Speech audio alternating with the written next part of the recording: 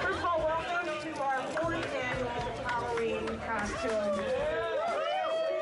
Lots of beer drinking and brat eating and fun. It's going to be great.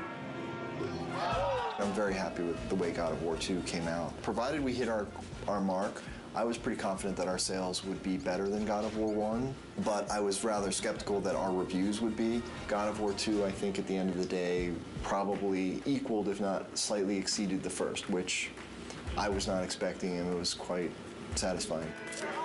I can't believe I'm fucking doing this. I deserve this one, then. This is the final chapter. So I think big goals for me are to finish this off in such a grand, epic fashion, something that is truly befitting of what we've done, what we've set up in 1 and 2. All right, this is for revenge story. God of War 2 ended up being everything we ever hoped it would be, and probably a bit more. It got reviewed very well. I honestly feel like it was probably about as good a game as is likely to be made on the PS2, and I'm very proud that we managed to do that. Oh, one big family here at SCEA.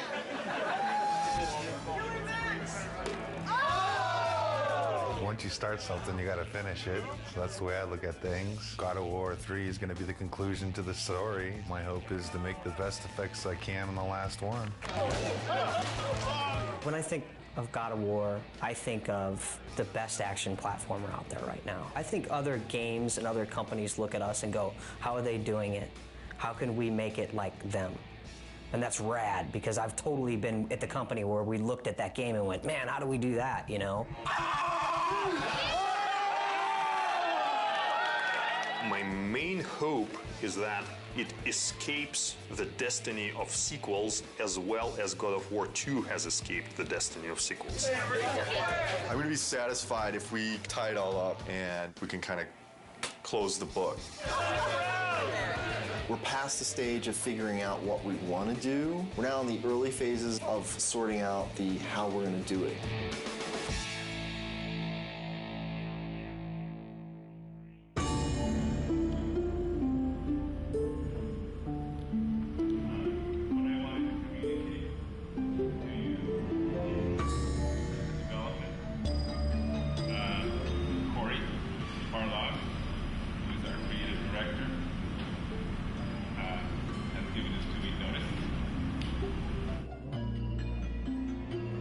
Next Friday will be my last day at Sony Santa Monica. The bomb was dropped. It was somber and everyone was quiet and no one said anything, and perhaps there was a tad bit of shock. It's killed me because I really didn't want to say something, but it's just nothing you can say is going to come across as anything but you're an asshole.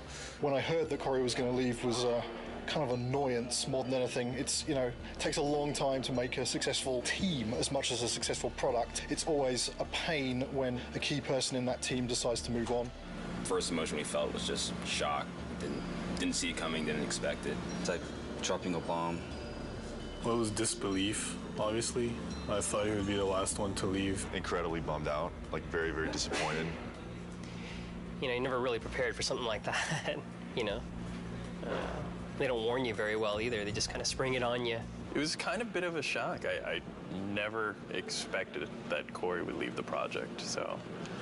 But once the initial shock died down, I couldn't help but being a little bit happy for him, so because he was getting to try new things. It kind of puts us in a little bit of turmoil for now, but I think we'll work it out. I'm glad he has the balls to stick to whatever it is that he wants, but I'm also a little pissed that he's leaving us in the lurch, just kind of like holding the bag. I mean, I know I want to be here. If he needs to be someplace else, that's what he's got to do.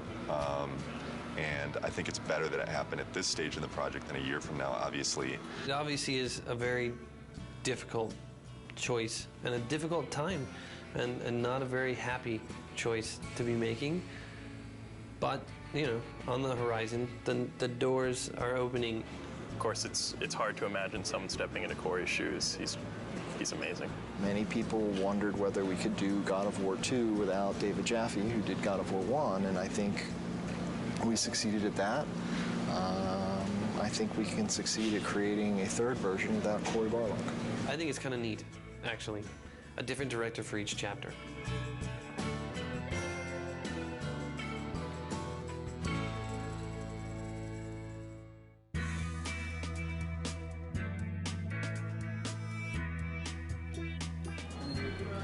everyone.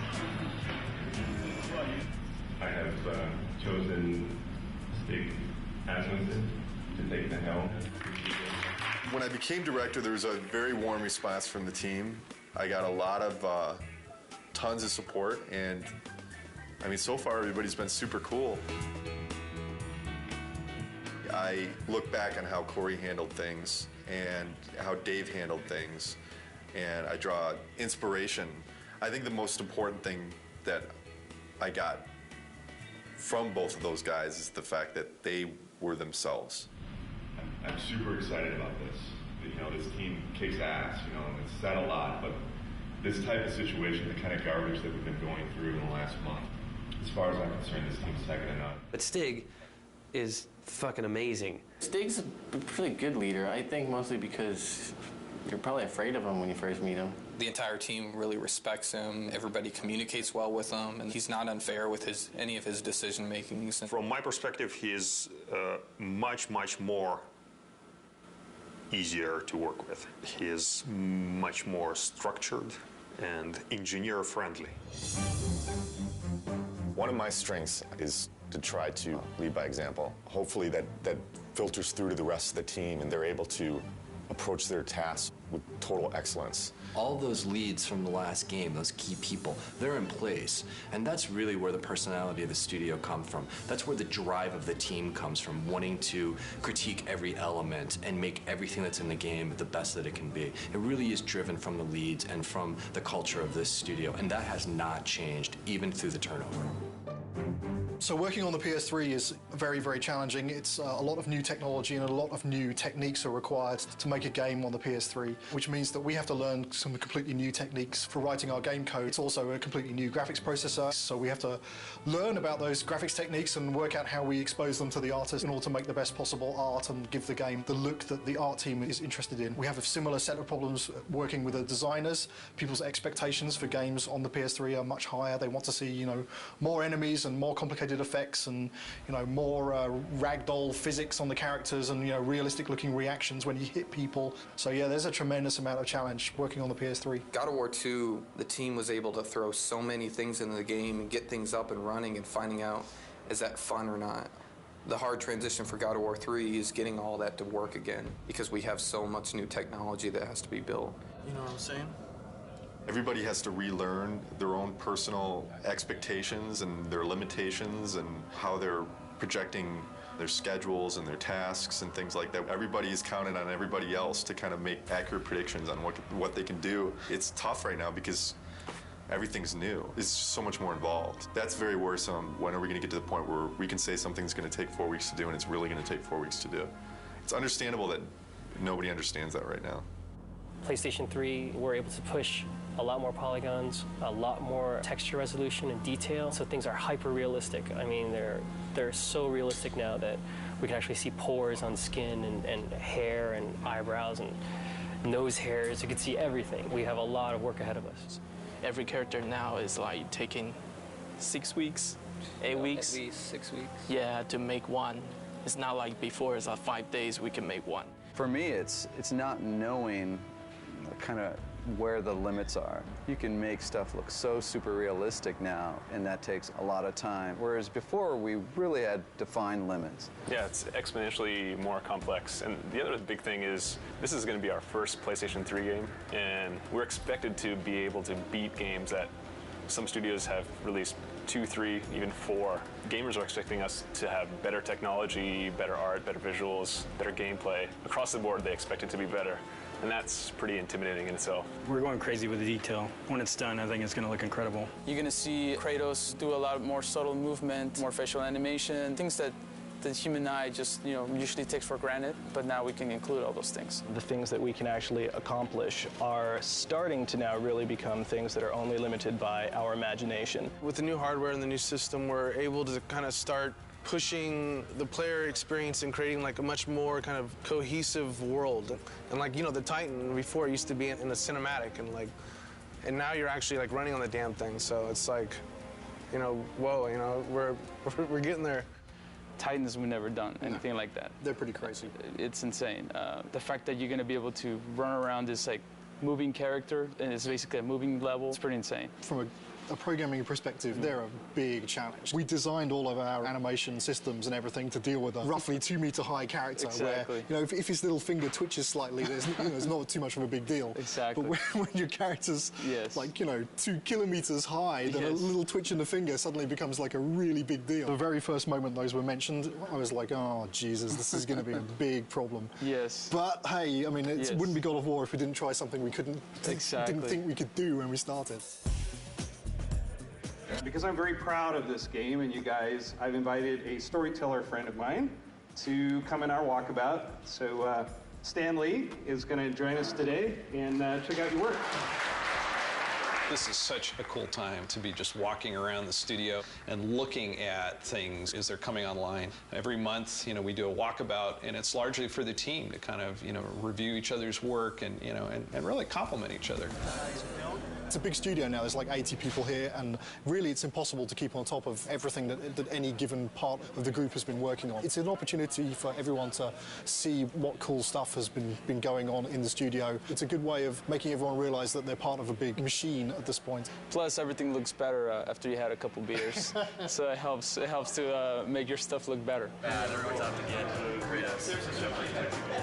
These are all, it's Olympus, the gods, and they're all bad. All the gods are bad, except this guy who's tormented. Yes. He's great. His line is, in the end, there will only be chaos.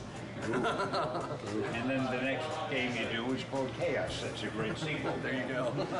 Zeus's brother Poseidon. Terrific. Terrific drawings. Hera. Yeah. I love to write dialogue. Maybe we could try something new. A video game with lots of dialogue. I'm sure it would sell like a bomb. And I love the way this hand is there. Oh, gosh. Oh, yeah, and then when he moves the hand, we'll like make that to kind of get destroyed a little bit and get all kinds of dust flying off of it. This is one of the best things I've ever seen. Cool. That is beautiful.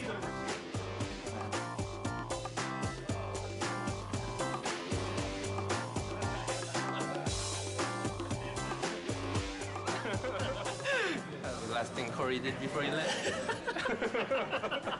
Okay, so long, fellas. We're just giving each other props here. Yeah. Cheers. There's no such thing as a bad walkabout because, beer at work. And also, Stanley rules! Woo!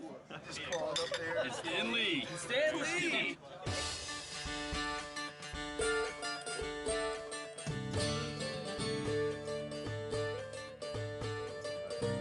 I'm fine with it as long as we make it seem like it's in-game as much as possible. I'm still learning every single day, and I imagine that process won't ever end. And there's so many things that you can learn from every individual on this team. Stig is kind of man of the team, very easygoing, very casual, but he's also extremely intelligent, very thoughtful. I think the thing that's been successful for him is that people just want to help him out. They just want to make a good game. Stig just keeps pushing along. He's got 2 brand new twins at home, and yeah, it just keeps on He's got this other baby, this big baby on his back right now, so he's doing great. Since last Halloween, we made a lot of progress. We've got the story of the game done. We've got the whole design direction completed. 3 months from now, we're going to be doing our press event. Everyone gets to go home early!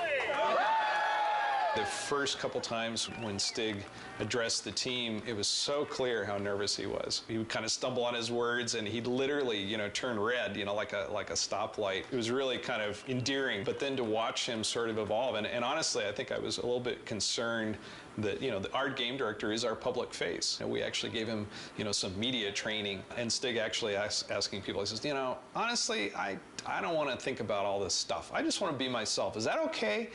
And they said, you know what? Absolutely. That looks good. Oh, wow. So that's how tall Kratos is. He's probably closer to the size of this guy. Will is our stand-in Kratos when Kratos isn't here. I'm about as close as you can get. We picked the venue and the location for the spot, and we brought all the media here. We have something like 60 people here from the media. I can't wait for them to see the actual gameplay. These guys are going to be thrilled. Love Kratos. Kratos is hot. Be nice to see if he ends up a god or destroying Olympus. I do love the violence as well. You know, the women are very beautiful in the game as well. I can't wait to see what new characters they've brought to us, what new enemies, and I'm really excited. I also want the sizzle, you know? Maybe we can just focus it in a little bit more. We can play with that a little bit. Yeah. The development team has worked so hard on this project, so it's really fun to see when all their hard work comes to fruition. I'm going to get through the first couple slides up here, and then I'm going to start to walk around. Nobody has seen the gameplay outside of our studio, so this is going to be the first time. I want to get this over with.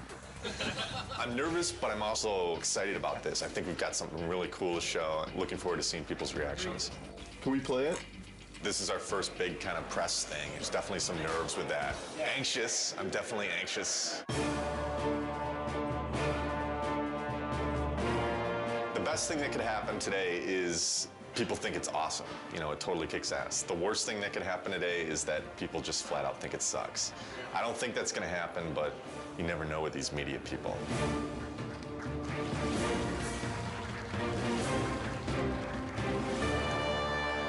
What is the vision for God of War 3? We want to define this generation with this game.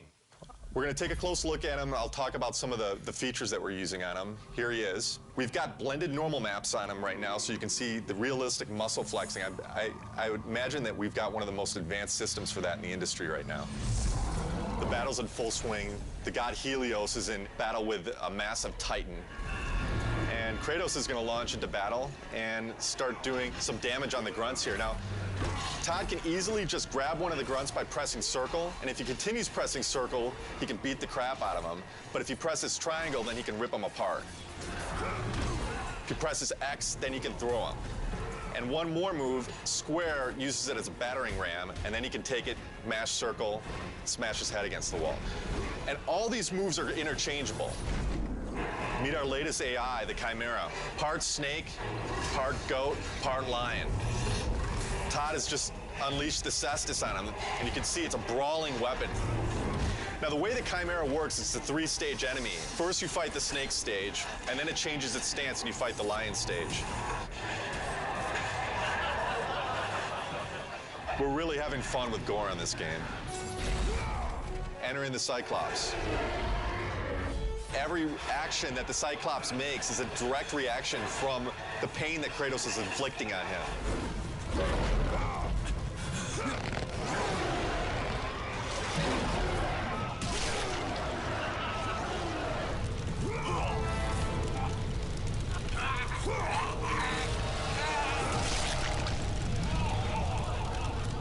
Well, that's our newest upgrade, the Helios head. It can be used to reveal secrets.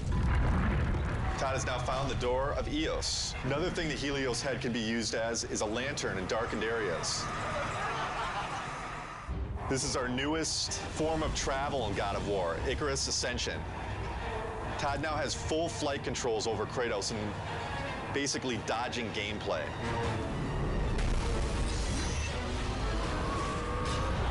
That's it.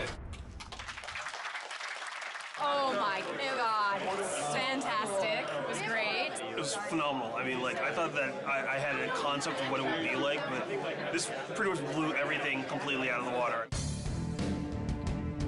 We're putting a lot into this game. I said I think this game needs to be a defining game for this generation, and I truly believe it will be. I can't comment on what the future holds for the series because, you know, I'm focused on God of War 3 right now, but this is God of War is, this is it. This is the end of the story.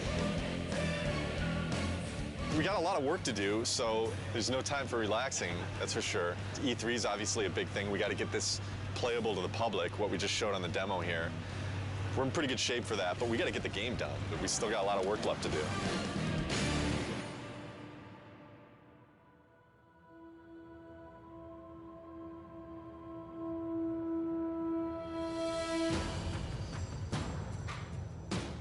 Right now for E3, pretty nervous about it. Nervous, I mean, think nervous isn't a bad thing. You know, you should be nervous. Your nerves should be on edge or else you're not going to get the thing done right. It's kind of ironic that most people would have been happy with the reaction for the press demo, and we were kind of like, we could have done better.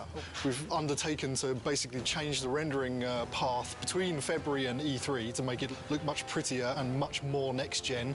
We have this amazing capacity to never know when to stop. Hopefully it'll all come together. I think it will. It's looking very nice. We definitely know how to pressure ourselves. This team sets the bar really high. We could settle for a lot less and probably be a lot closer to being done, but with this group, they're never satisfied. Yeah. We never do things the easy way. Personally, I'm worried, but then I think it's good that I'm worried because that forces me to actually get this shit done. Good. There's definitely pressure, self-created pressure, and then pressure from other departments just to get everything done. We're all just trying to do our best. I think the most pressure we get is from ourselves. Every team is always looking at the other team's work and commenting and critiquing. Yes. So we're really pushing each other the most, I think. It's a lot of back and forth.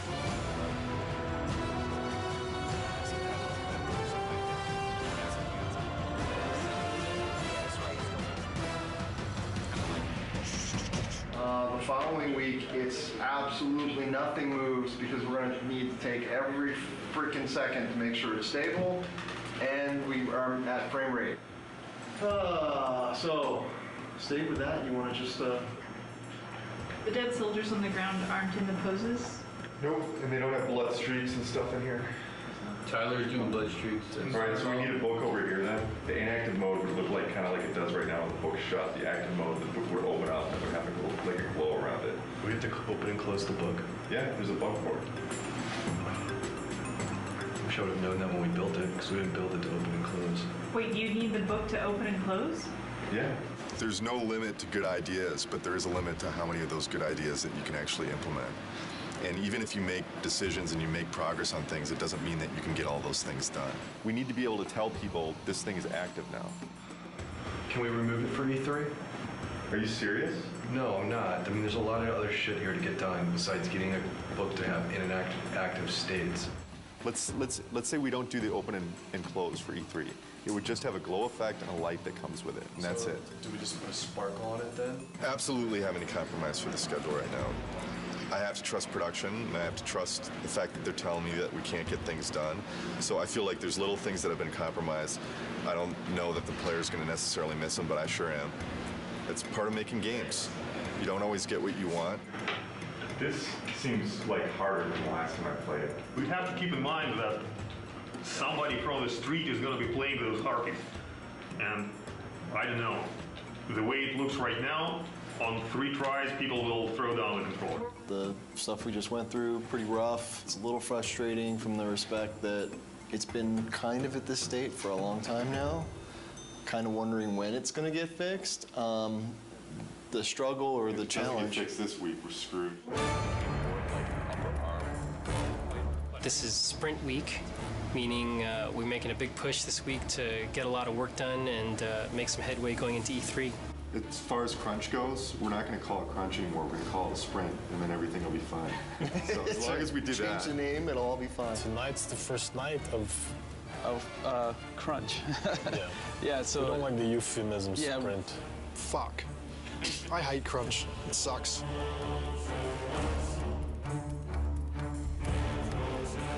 Right now, I'm creating a new build, and hopefully that will enable the rest of the studio to then continue working on the awesome content that they're creating for E3. They're definitely waiting on me. Definitely. As far as my end, I feel I'm okay, but then at the same time, I kind of feel like I'm waiting on technology a little bit to kind of come online. We just have a ton of bugs to fix. We're getting new technology right now, and the lighting's kind of broken, fog's kind of broken, so we're just trying to kind of survive, fix all our bugs, and get all of our tech in place so we can get this thing done. We're sprinting now. Yeah. Tonight's the first time the team has worked together as one, and there's a certain kind of level of excitement that goes into it and dread because we're still working, but it's a fun group to be with, and we're trying to get stuff done. You know, we can only do so much, right? And we'll just try to do as much as possible, as quickly as possible, and that's it. Hopefully we end up with something pretty cool, though. This is the biggest E3 we'll ever have. Everybody wants to still see if Santa Monica still has it.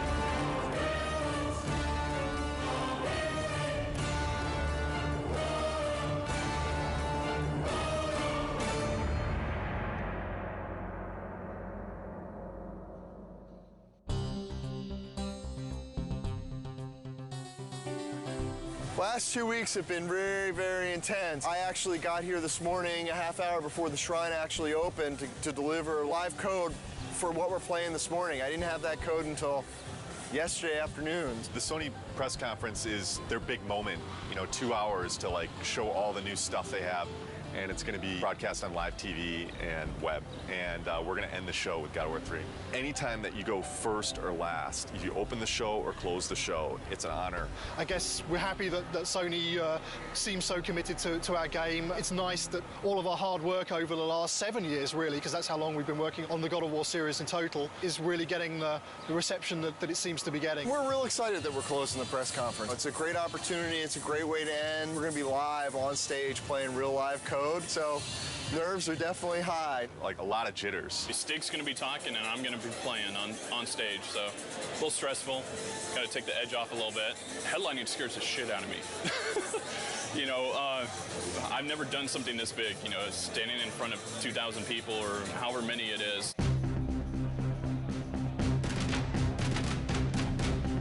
This is one of the most eagerly anticipated games of this generation. I'd like to invite Stig Asmussen to the stage to show you the first few minutes of the jaw-dropping God of War 3.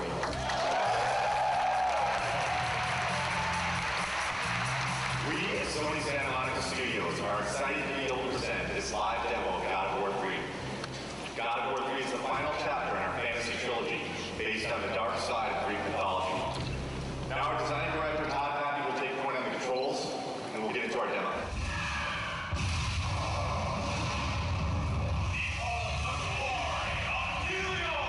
I'm really anxious. I'm really excited. This is a really important moment for the team. It's important for the game. I hope that we make the impression that we always strive for.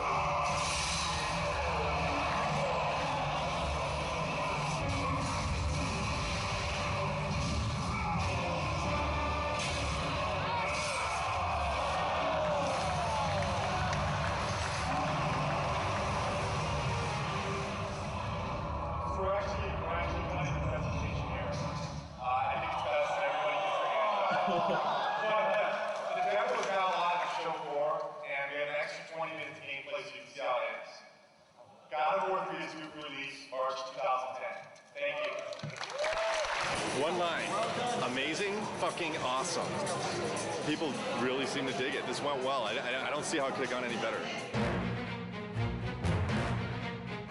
Oh, I'm kind of glad that E3 is back. It's pretty exciting. It's been a couple of years since there was a really decent-sized E3. It's always exciting to have your game here. This is what we work for. E3 is like Christmas. We've got 12 kiosks set up with God of War. We had a great time last night setting it up. It was actually, we got there, the Sony booth was relatively quiet. All the games were up and running, but there weren't a lot of people playing anything. We started loading in the God of War, and people started lining up behind me to play it. I had somebody tell me today, one of the producers of another product told me when we got in there and loaded our code, all work stopped at the Sony booth so they could come play our product. Hugely flattering, big kudos to the team. Got chills just having that whole experience. It was awesome. It was excellent. It was, you know, disgusting and exciting all at the same time. I waited an hour to play that game. When you finally get to decapitate Halo's head, that was like amazing. Didn't expect to see that. It's pretty brutal. I mean, way more brutal than like the first two. Every new game, they bump it up a little bit, so it's definitely good stuff. Waited in line 2 hours to play. What can I say? It's God of War with unforgiving amounts of violence, great gameplay, kind of thing that, you know, you just spend all day playing, not call your girlfriend, whatever, who cares, right? I'm super pumped to see it. Gets me so jazzed. So this is Christmas. This is Christmas. But it lasts 3 days. We can't believe it's back, you know? It's like awesome. Really good. I'm so fucking happy that E3's back. I mean, it means so much for the industry. Seeing people's faces when they play, we just ship it out to the store, so the team really doesn't see, you know, people's reactions and just even the oohs and the ahs at the press event. It makes it all worth it. Just seeing like the people's faces. I mean, that's why I make the thing, you know? I want to take people to that next level. I think this is what excites the team the most, when they get to see people's reactions. We work our asses off before this to just get the demo to be as polished as possible, and, you know, present almost a finished product when we're not done with the game yet. So by the end of this, we're so drained, put so much energy into it, that all this energy coming from the outside just builds us back up and gives us that ability to finish the game.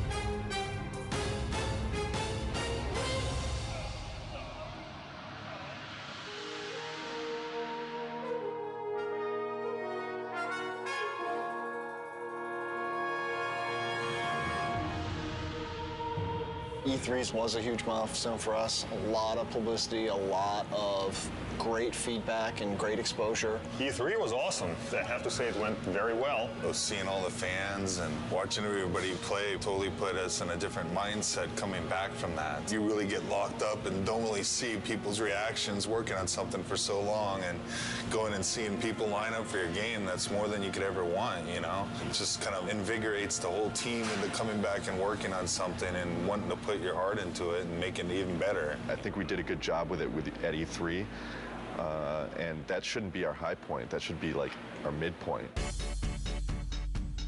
Alpha is when the whole game from start to finish needs to be in one bag. It can have placeholder assets, but you can fly basically through the whole game or walk through the whole game, and everything's represented in approximately the way that it will ship with. Yeah, so ideally by Alpha we shouldn't go, oh hey, we need that extra bad guy, or hey, we're gonna add a new boss. Which we've done on other games, so. But ideally on God of War 3, you know, Alpha will be, okay, all of our pieces are in. And then after Alpha becomes Beta, and Beta is basically art lock. I want to make sure that when I'm playing the game, I've got a smile on my face. You know, I've played God of War for the last 6 or 7 years of my life now.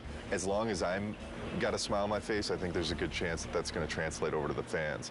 If you kind of take a look at this here, you can see this character that's the size of the Sears Tower, roughly. It's about 1,500 feet tall. It's a different kind of boss battle. Kronos is more than Gaia, is more fully alive, and you're more fighting on a character that's moving around. So this has been very tedious and challenging and time-consuming to put this together, but I think at the end it'll be definitely worth it, and people will feel like they're playing something they never played before. Kronos will actually like thrust his hands forward into his scrape and leave his fingers there, so that you can actually attack his fingernails. We'll have a breakable in the fingernail, and then the fingernail will bring up like a circle prompt. You'll grab onto that and in the CS move, and then basically do a struggle and then rip it out, and you know, it'll be kind of a gory, cool, memorable moment. We actually want to make this awesome. We want to make this gameplay super exciting. It's going to be everything people expect from what the Titan fight should be. What are the big tech issues, Chris, that you need support on? The only big tech issue we need support on at the moment is the issue with the collision. The more static you can get him, the more precision you will get in your CS move. The problem is that since it's a skin collision, the skin itself is not just a non-deformable object that you can rely on to not have change from one frame to the other. That's the biggest issue we can have. What we're doing hasn't really ever been done before, and so a lot of what we're running into are issues with trying to make it as exciting as possible, but working within the technical constraints that we have and in the time frame that we have. I would say that the rewrite of skin collision is turning into a very unrealistic proposition to get it finished before Alpha. Time is the biggest fun killer usually as far as developing. It's where you come up with the most exciting scenarios, but do we have the time to put it together? Fabrice and I will need to take a look at what is going on and what's fixable and what is not, and what we will have to design around. With Kronos, the whole is greater than the sum of its parts, and when you see it all together in the finished product with all the polish, I think it's going to be one of the most memorable experiences in gaming history. That's how I feel about it. I know it's going to be like that. The murderer of Gaia enters my tomb. Kronos! I know it was you who killed her, Spartan. Who else could?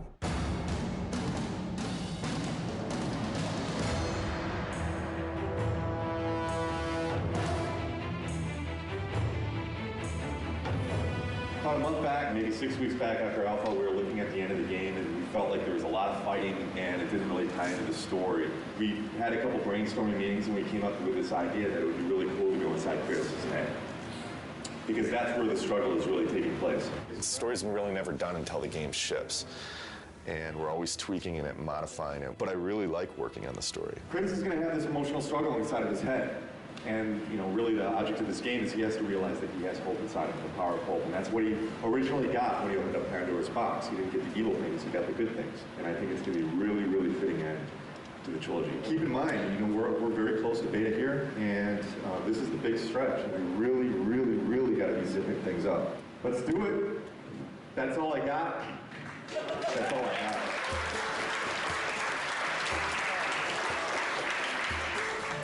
This is the third Halloween. I think for many it's probably a big relief. We're less than 3 months away from being done. It's been 2+ years. It's been an incredible journey. We've overcome so many pitfalls along the way with change of personnel, project redesigns. Despite all that, we've managed to continue to elevate and continue to push ourselves and continue to make the best products we as a team can do. And I think God of War 3 is living up to that. To complete the third one is pretty amazing. We always tried to hit the highest mark we possibly could, and I think we've done it once again with this one. So we're gonna have to wait and see what the fans think, but I have really, really high hopes. Completing a trilogy is something I never did in my life, you know, and completing something like this is very special, you know, something that means a lot to me. Sentimental moment.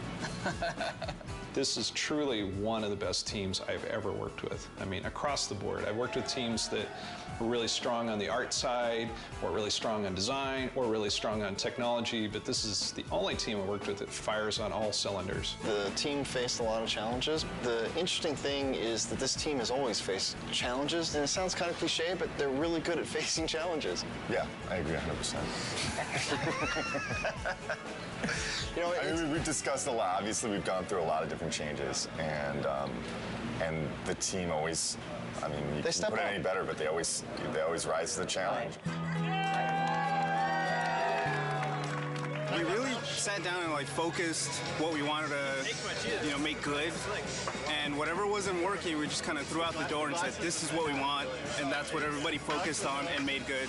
Fans are going to be blown away. We're still getting surprised as far as how good things look. The game's awesome. It's going to be good. Been working with Kratos almost 7 years.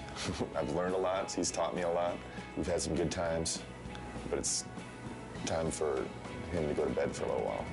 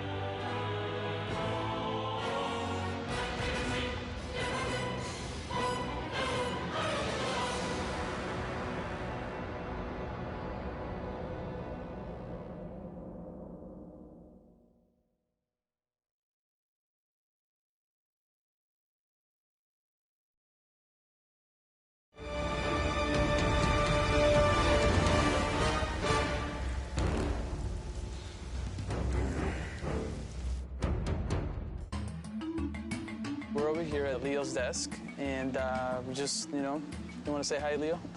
Hi, everybody. Tell us about the pink ball. Is that something that you decided to put in, that pink spiky ball, or was this... Well, yeah, I just decided to come create pink yo-yo. One cool thing about this character also is that he's actually kind of like a throwback character. We're bringing him back from God of War 1. He actually wasn't in God of War 2, because we definitely want to keep reminding the player that this is a trilogy. It's like, they're not supposed to be seen as separate games. So what about animating Kratos? Like, what are some of the things that are kind of challenging? He has a specific poses that describing him. He has a kind of like a language of poses. You have to use those poses to invent some new animation. So.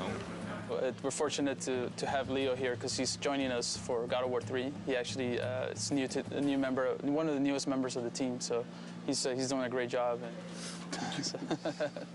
One of the factors of animation is that you're kind of trying to make it invisible. The more successful we are, the less you really notice the animation. The stuff we've got going on with our boss fights is going to look really impressive. It's another kind of key development for this game, I think. We're working a lot with the designers, like way more closely, and creating new things with them. There's a certain type of feeling that in animation we have to achieve.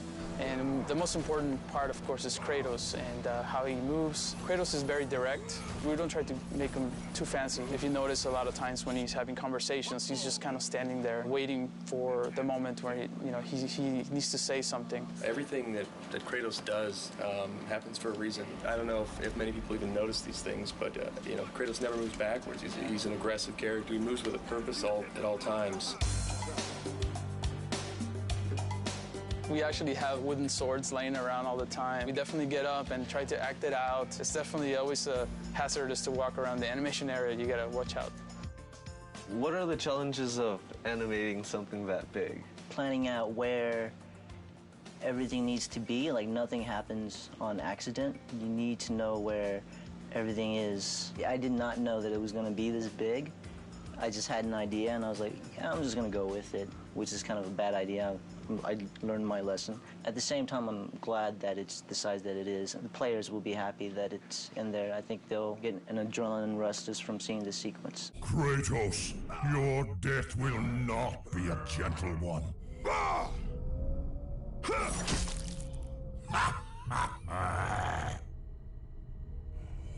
Ah! My eyes!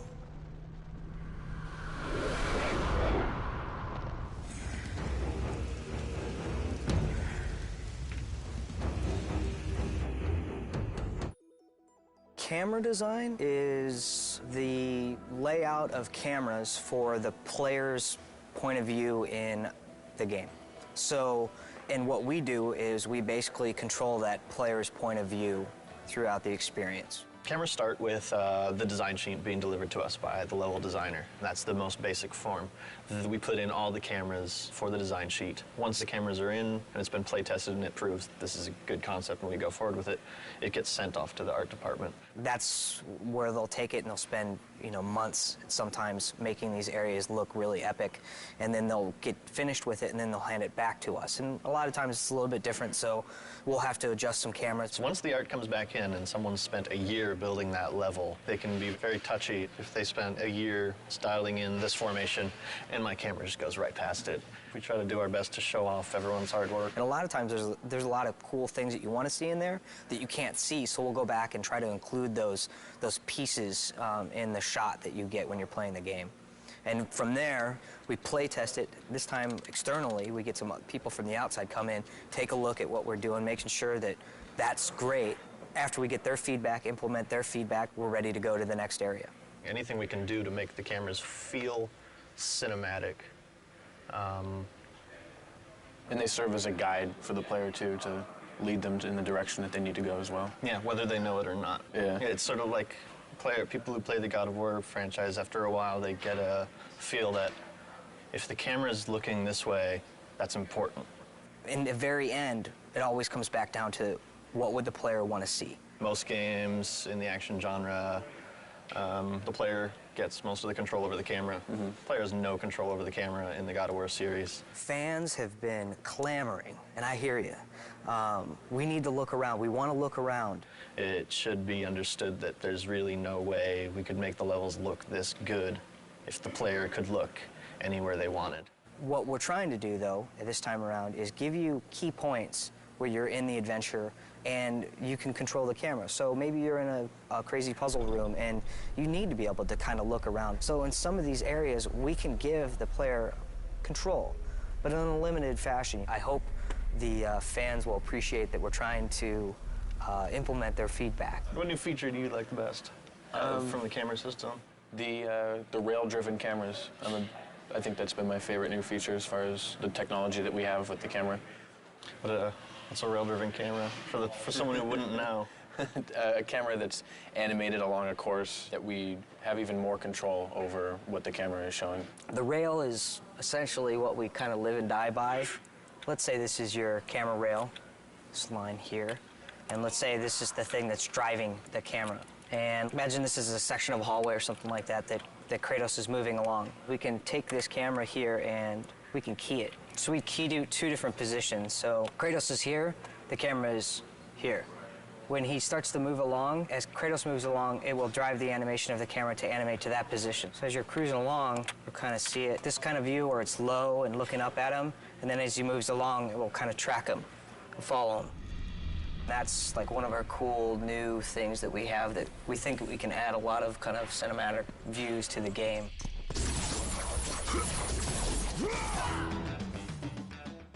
This is a perfect example of combat cameras right here. Here we're in a room, there's nobody to fight yet. And you can see we're taking a lower angle here. And as we come here, we'll trigger the spawning of a bunch of guys, and you can see the camera is going to lift up so we can show more of the action.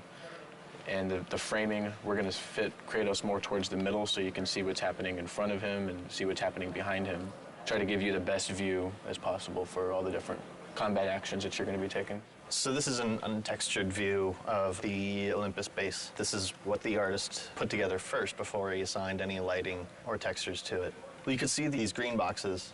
These are the camera zones. They determine when Kratos is within one of those boxes, and once he is, the specific camera tied to that box gets activated. This is what a level would look like after we've added our cameras. You've got it panning around, following Kratos. If you were to take that off, it would basically look something like this. Very basic, not much excitement. You can't really tell where the player's supposed to be going. Adding the cameras is part of what definitely helps the level design flow. Here's a good example of some lead space. We're trying to tell the player this is where you want to go. Jump to this block over here. Once he's done the proper move, we zoom in, get him prepped for this nice shot of him making the leap, and then we transfer to another camera that shows him where you want to jump next, which is from here all the way down to there. So, and then he makes that jump. This would be an example of one of the vista shots we try to do in the game, which is you've got some really amazing piece of scenery in the background that the artists spent a lot of time building. So we want to get that into frame.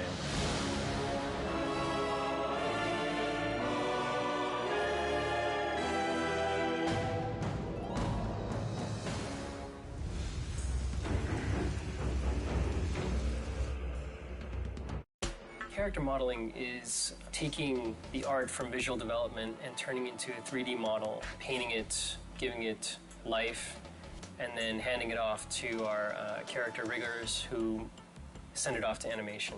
So we actually create the object itself. It's in general just become, I guess you'd say, more sophisticated, but it's more of a traditional media now. It's kind of, if you know how to sculpt traditionally, then you're going to transfer right in. Traditional skills are playing a more important role, which is great. Do you feel that you channeling the great masters of art history to help you achieve a new level? Raphael, you know, they speak to me. Really? One of the big things that I was looking forward to doing is nasty stuff like this, because before this I'd been doing more technical stuff, more like realistic humans. Doing realism is fun to a certain extent. It's more fun to do something that's slightly realistic. There's more artistic license as far as where you can go with it. With realism, there is no artistic license. Creature design is kind of the most exciting thing. Like Peter was saying, artistic freedom, and just you can do kind of whatever you want and you push things. I mean, that's what the great masters did, so it's just exciting. to work on that kind of thing.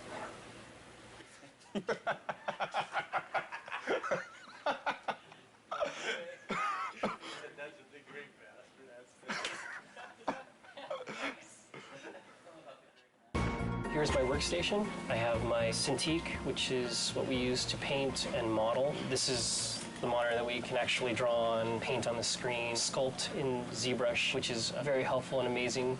And then on the left of me, I have my standard monitor where I usually keep my reference. We're able to give metal a kind of specularity that we couldn't before. Scratches, blood, a real shine and realism that we couldn't deliver on the last project. We are working with a lot more polygons and a lot more textures on our project this time, per object. Here's Hermes, the concept art that I got from Andy Park, who did a great job. You can see the boots are in there and what color they're supposed to be, what material.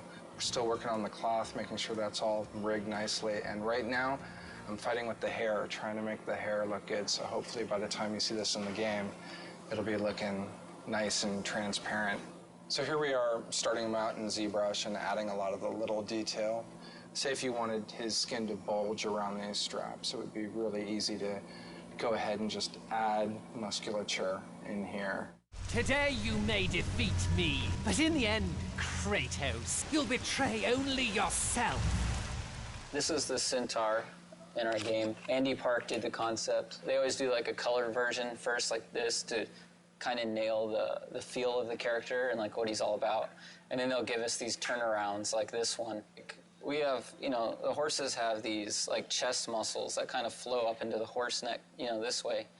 And we have abdomen muscles and these obliques that kind of flow in. And where our hips sit, you know, is kind of where their shoulder blades sit. So typically most people draw centaurs. You know, this isn't, I'm not the first one to make one of these things. So, you know, this has been thought about before. But typically, you know, our hips, like where the hips would sit on a human, they put where the shoulder blades would be. It feels kind of like it would work, you know.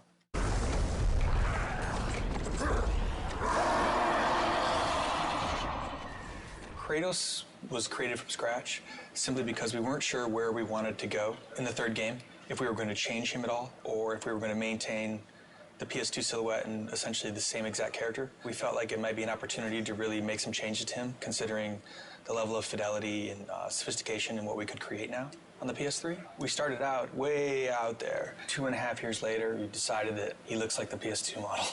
So we're back to where we started, but it's really coming together, and it's right for the game. Kratos is a very heroic, very stylized silhouette, a very thin waist, very broad shoulders. He has kind of a swimmer's build on steroids.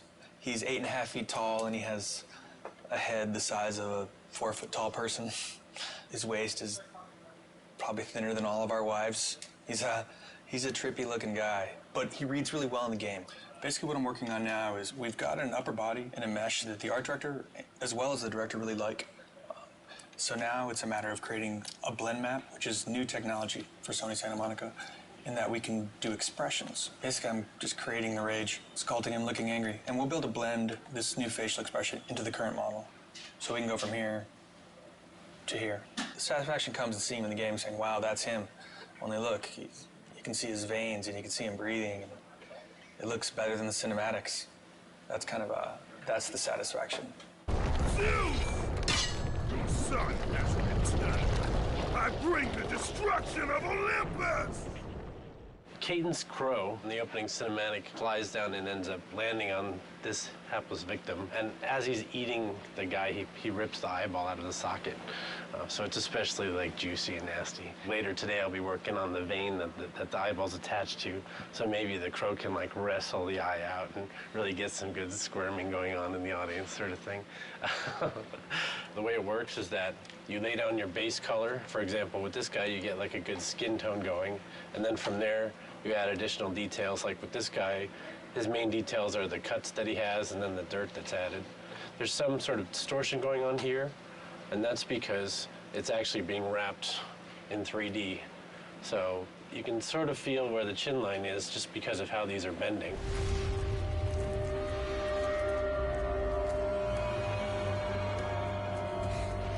This is Hercules, and he's wearing these cestises, and basically they're like these huge gauntlets. Just trying to get across the fact that he's kind of like this aged warlord. He's not a super fresh young guy, so he's got some fat to him and some history.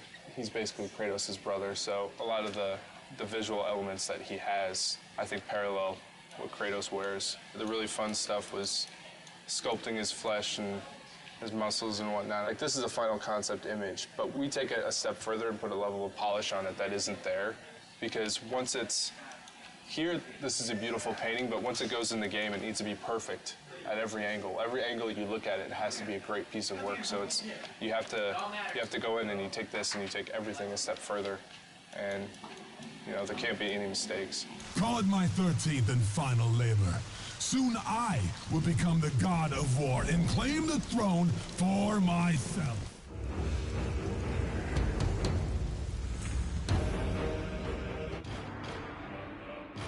The role of a combat designer on God of War 3 is a complex role. Basically has anything to do with characters in the game. Any character you see moving in the game, attacking, fighting, are generally implemented by the combat designer. And then, of course, Kratos. What his platforming elements are going to be, what his new combat moves are going to be, what weapons he's going to use, how he's going to use them, how he walks, everything.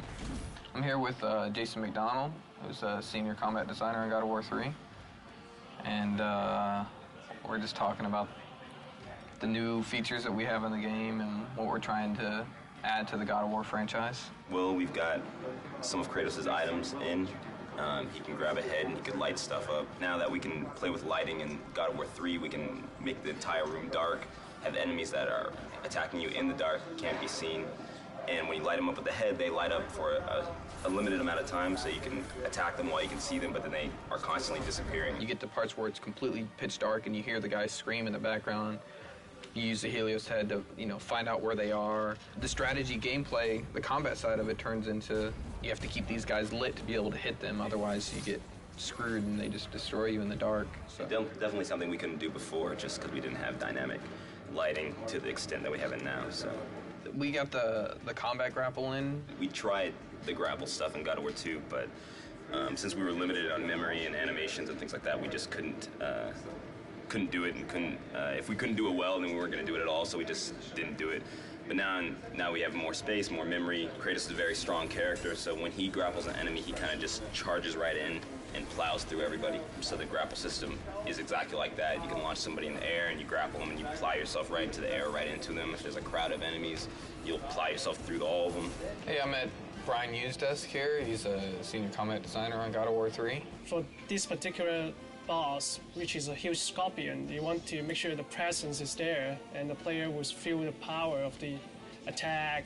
Usually for attacks for boss character, you want them to be really recognizable so the player knows it's coming, because if the player cannot recognize the move and react in time, they get hit, because it's boss character, you will take a lot of damage. So it's not fun, if you don't see the attack coming, you're being hit. So that's something that we try to work really hard on. I'm here with Jason DeHarris, combat designer on God of War 3. And we're just looking over some of the rideable stuff that's early in development. So how do you think it's going? It's all right in terms of Kratos. He still wants to kill this beast that's in his way to his ultimate goal. So it's not really his friend, so he's not really telling it to attack. He's just trying to kill it, and then the indirectness of that is the Cyclops reacting to his pain, pretty much. But then there's a challenge of making it feel responsive as well. So I guess it's kind of disguising that responsiveness with the pain reaction. So even the pain reaction is really a hit, actually. As you can see, we got a bunch of grunts on screen right now. And when you're fighting all these grunts, like taking them on, doing a special move or, grabbing each one and killing them, that can be kind of slow. This will be an awesome tool for, you see the Cyclops in there, and you're just like, I want to get after the Cyclops so I can jump on his back and do tons of damage and kill these guys quicker. But just like any other feature, we have to prove that it's going to be fun and good. And if it's not, we got to get rid of it, because everything has to be fun.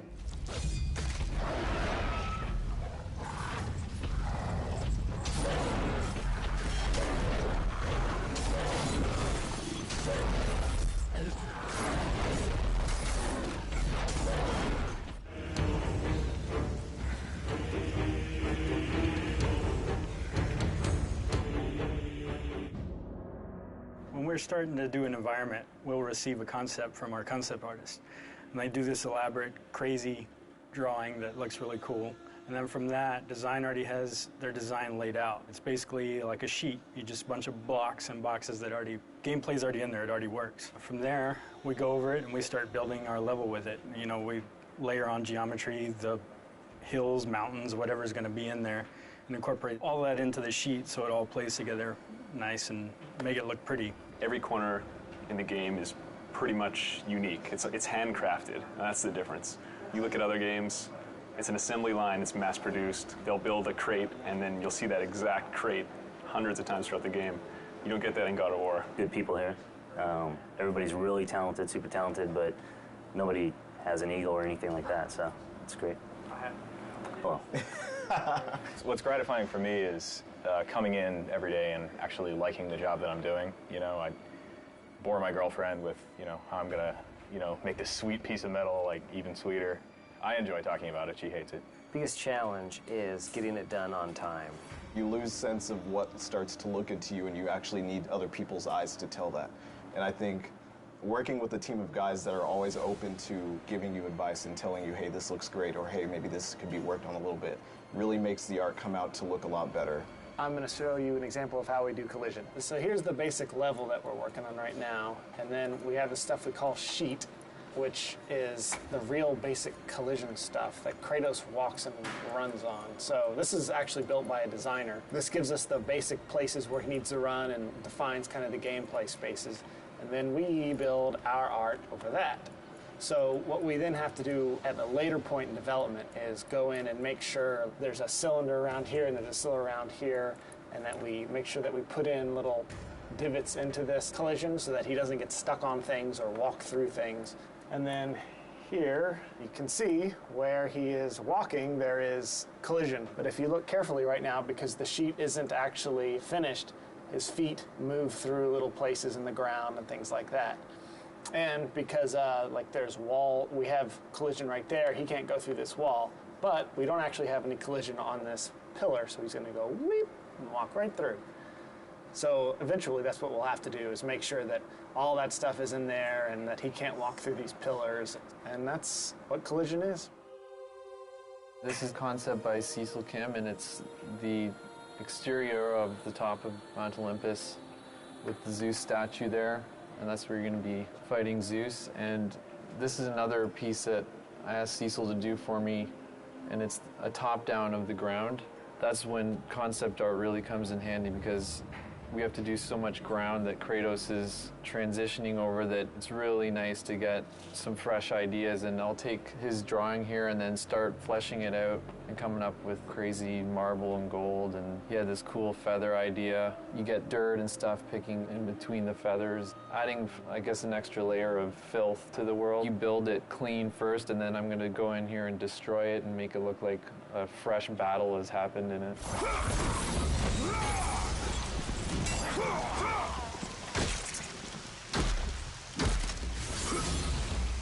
Here's an example of a piece in Tartarus. This is a gate that basically raises up on these chains from the side. This is a pretty detailed piece from what we would normally get from a concept artist. We'll get, you know, big vista shots, and then if it's an important piece, we'll get something like this to sort of detail out what it should look like.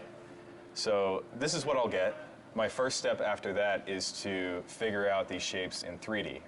I'll create something like this. This is just a wireframe, you know, just like any video game. You know, nothing too special about it.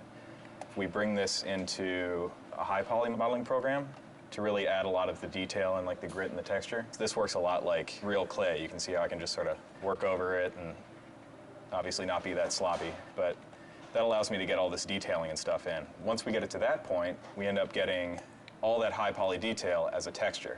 And you can't really see it too well on here, but I brought it up on this screen. You can see how a lot of that high detail gets transferred on there. That's really kind of one of the big cornerstones of all this next-gen stuff.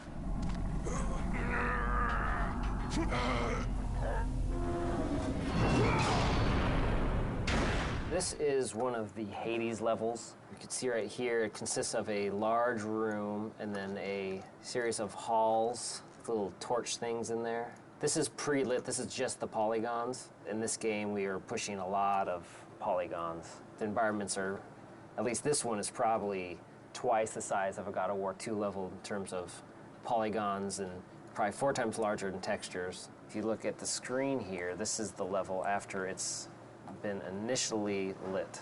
You see we have a nice bloom going on now, which we just got. So you can see the softness that you have along all the lights. Before, lighting used to be really harsh. The bloom just gives it kind of this real-world foggy effect. Just gives the scene a nice softness to it. Gives it kind of a cinema quality. Eventually, his lighting will match the environments, and it'll look really nice.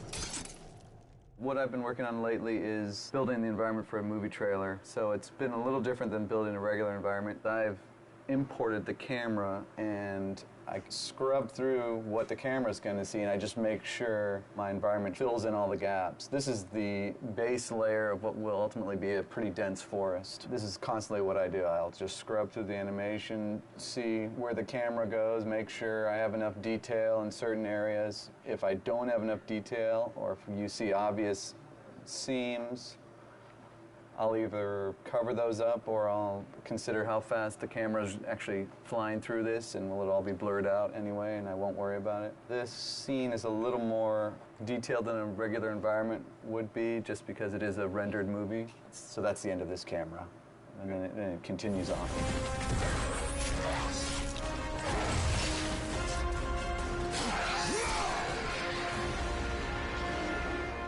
This is the concept that we get, and basically this is an overall of the entire level. It's a big cave, and you have these rock pillars. You got your cave with the waterfalls. You know, it has little details in there, but it gives you the whole picture. You get your rocks, the greenery, the waterfalls, and then the architectural bridges. This is basically the sheet that we get from the designers, and that's the basic layout that we start with. And from there we start building the actual rock and geometry on top of the sheet. You have gameplay that you can go along with as you're building your levels to see exactly where the camera views are going to be and what you need to build out. Here's an example of where I start. I have all these rocks. This is going to be a whole rock level. You have a massive level on scale compared to any of the other ones we did in God of War 1 and God of War 2. And it's all very detailed rock geometry. It takes a long time to cut all this stuff in and make it look pretty.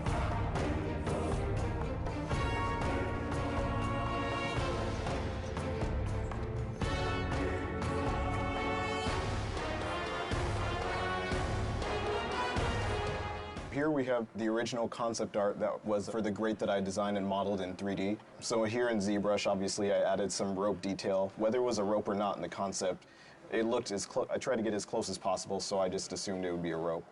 So that's what I did here, and obviously we have some of the nails going inside. This is what it came out to be. We knew we wanted a different color than what we had in the original concept, so you notice the color is a little different. We could actually bring it up in the PS3, and we can take a view of what it would look like at game. So back here is like the original model, and then here is the detailed version of that.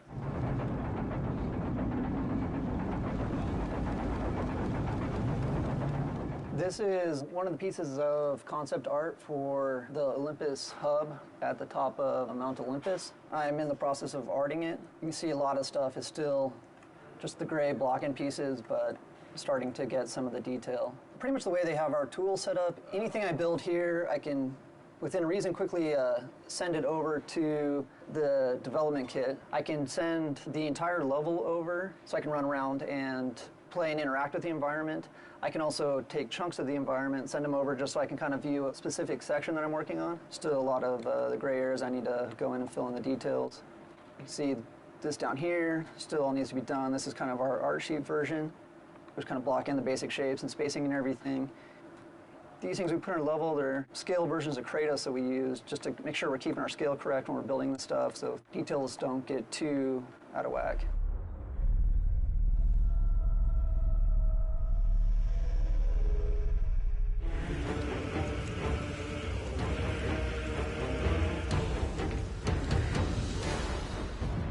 To me, level design basically is creating an interactive narrative within each level that the player can engage in and essentially play through. Level design is taking the story and premise of the game and then translating it into a more tangible form that the player can experience. Basically kind of figuring out how to lay out the gameplay to, always have the carrot dangling in front of the player's head and kind of get them to the next part.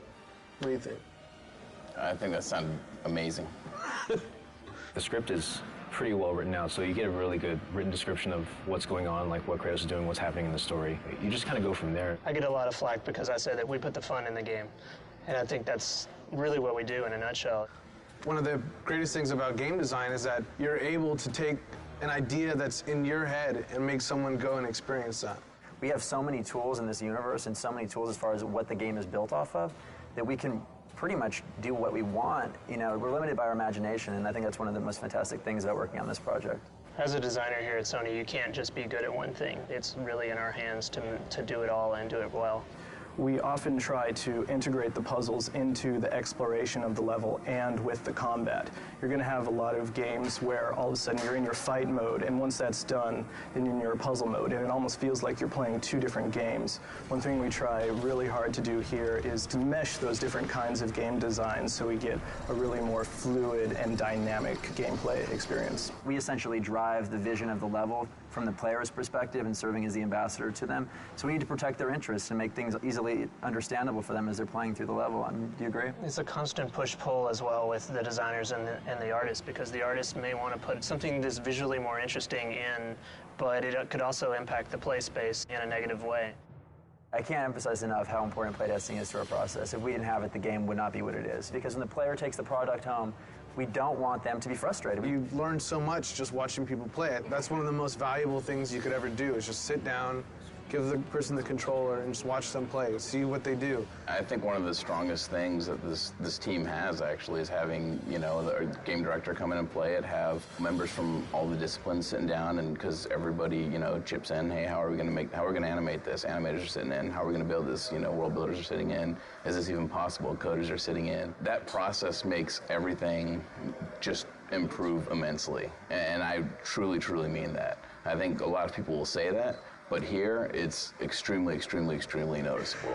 And this is some ideas that I had for a grapple section where basically Kratos would grapple onto a broken column, and that would cause it to fall over, and he would be rolling down the hill with it and climbing up.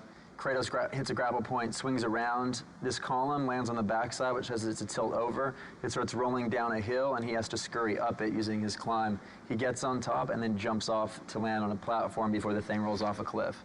So that's kind of just some of the stuff that we think. And when we talk about big moments, this is some of the stuff that we deal with. I have no set process. I'll go from paper to computer to design sheet and then back to paper. It's really kind of organic. I love this idea. There was another version where we had a Titan actually holding onto it and like eating as it's rolling down, like trying to bite you like it's a piece of corn. That unfortunately didn't make it into the game, but one of the things is just because I love an idea doesn't necessarily make it the best fit for the game, and being willing to understand that and walk away from certain things that don't necessarily fit, you know, that's part of the job. This is my grandpa's old man puzzle. It's one of these kind of puzzles you got to figure out how to kind of put it together, but this kind of gave me some inspiration for the Labyrinth. So the Labyrinth is like this level where there's all these different cubes, and they're kind of like strung up throughout the cave entrance. And they're all like on these pulleys and ropes, and then as you go around the level, you kind of start slowly forming your own puzzle that you're going to then go into.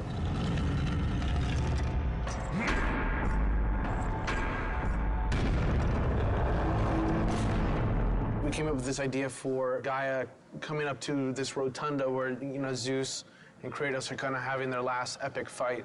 And the player's thinking, you know, it's, you know, mano a mano, they're just going to be battling, and then Gaia kind of comes into the picture and then ends up actually like physically ripping the whole building up and then like looking at it, and then you guys start fighting inside of it. She comes up and then like rips it off, and then she, you know, comes up and crushes it and takes it apart.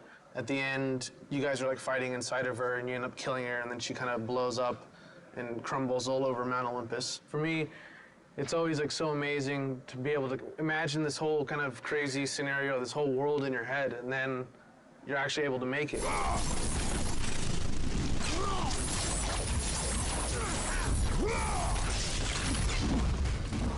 I've been working on the Aphrodite chamber, which is where one of the infamous lovemaking mini-games will be taking place within the larger game.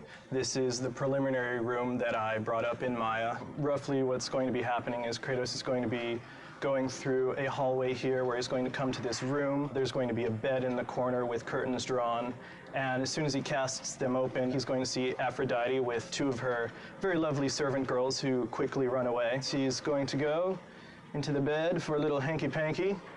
And we see the servants are very happy right there with what's going on. After finishing his job, Aphrodite is kind enough to draw back this large curtain, which will expose the portal, which will lead to another section of the game.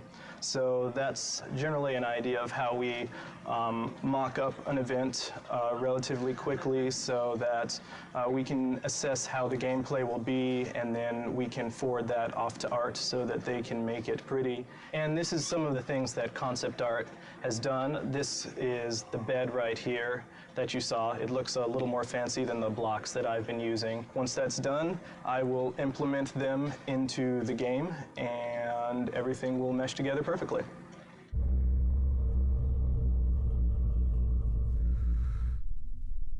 Be gone, Kratos.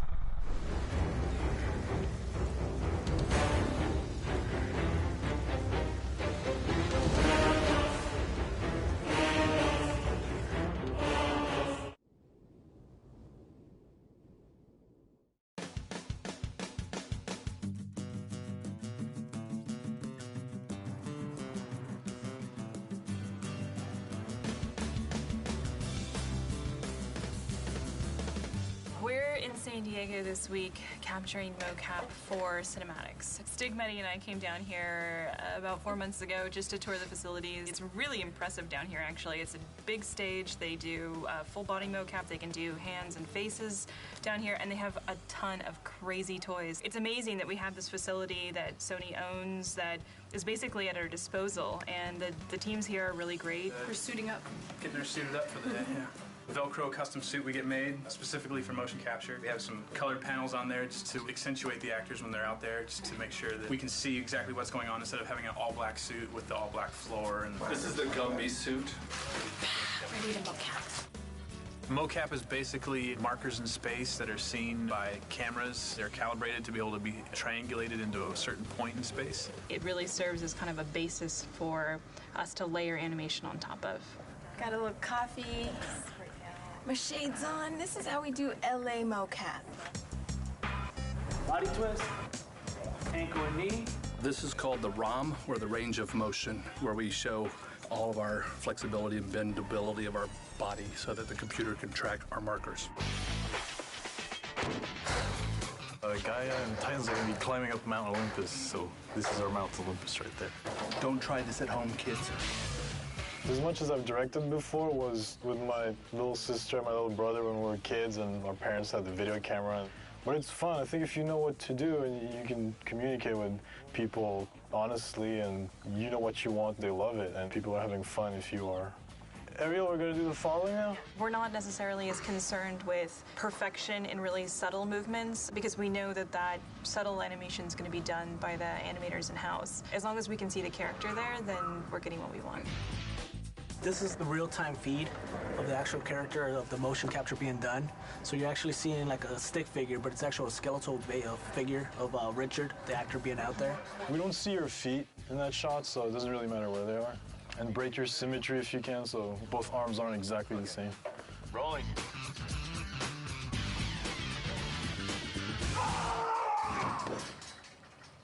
All right, thank you. That was good.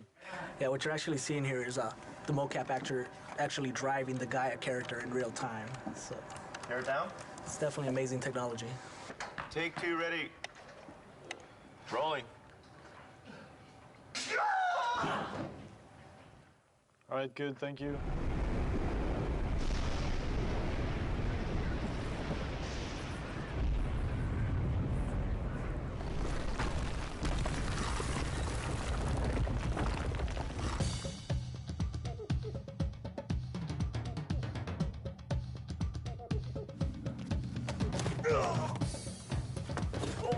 Eddie is doing well. He's been a great director. Definitely knows the shot he wants, and he gets it. We sit at a desk all day, and I also like to move around. I think as a director, you should be able, to a certain degree, to do what your actors are doing. So you know what you're asking of them. You can show them if you have to. And, I don't know, you get closer to their performance. Don't ever put that in the making of video. This is actually a first for me to do motion capture on a bed with pillows. We are working on the sex minigame. The sex minigame with Aphrodite. So we'll have two of the girls today just doing both the parts of the servant girls and Aphrodite, which we have blocked out. So should be an interesting afternoon. If we have time tomorrow afternoon, maybe we'll put Mehdi in a suit because there are some things I'm sure. If I'm going to do that, I'd rather do it now to do the sex minigame with Ava and Michelle. Well, I'm not directing it if you get in a suit. That's all I gotta say. I'll direct from the bed. Yeah. I'll be Aphrodite. I'll be like, you touch me here. You put your leg there. Yes. Let's do take 55. Ava? All right, let's do take 1. And rolling. Kratos, it's been far too long. Even though you are no longer the god of war, you can still share my bed. Come, Kratos. Let us forget all about Zeus for a while. You know I cannot. Ah, is that what has you all worked up? You are trying to figure out that bridge contraption out there. Please do not deny me this one last pleasure. That was great. Cut. Ah, is that what has you all worked up? You are trying to figure out that bridge contraption out there. You men and your toys. Exactly. That's good. I think for casting for this, Mehdi found people who were good with their body in terms of motion. We picked actors that had to be comfortable with a little bit of stunt work and a little bit of naughty work.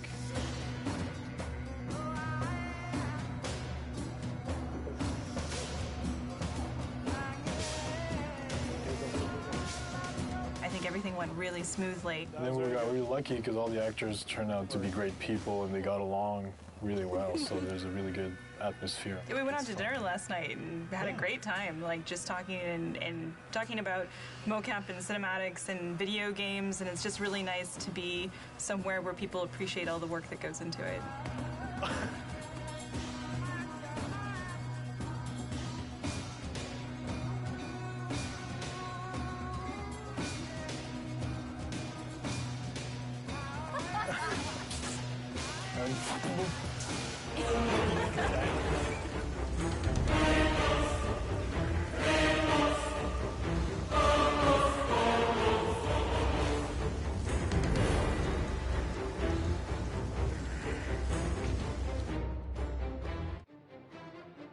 The God of War 3 music production plan is pretty extensive. Today we're working at Skywalker Sound in Marin County.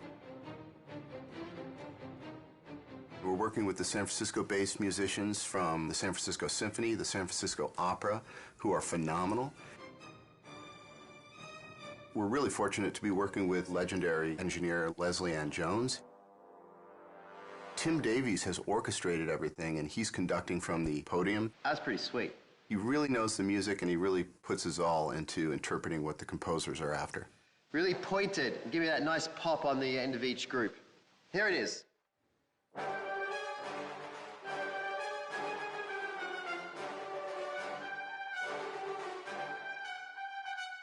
Beautiful. Thank you. The music originally comes in from the composer in what we call a mock-up, which is basically he's using his synthesizers and samplers and, you know, we call them fake strings, fake brass, fake choir, to assemble the composition. And then once it's approved, it comes to me to translate that and put it on paper for the orchestra. It's damn expensive to have an orchestra sitting there, so my job is to make sure that everything's spotless on the page in their language.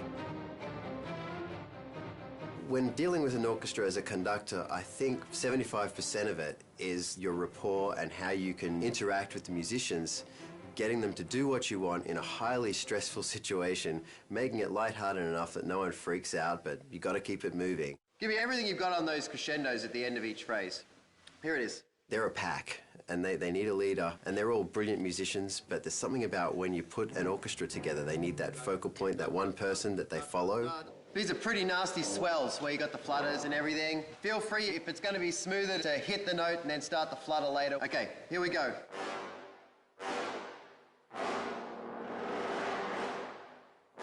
They can smell when you walk into the room if you can do it and if they're going to go with you. I've been lucky that, you know, they like me and I've been here a lot to the ranch to conduct.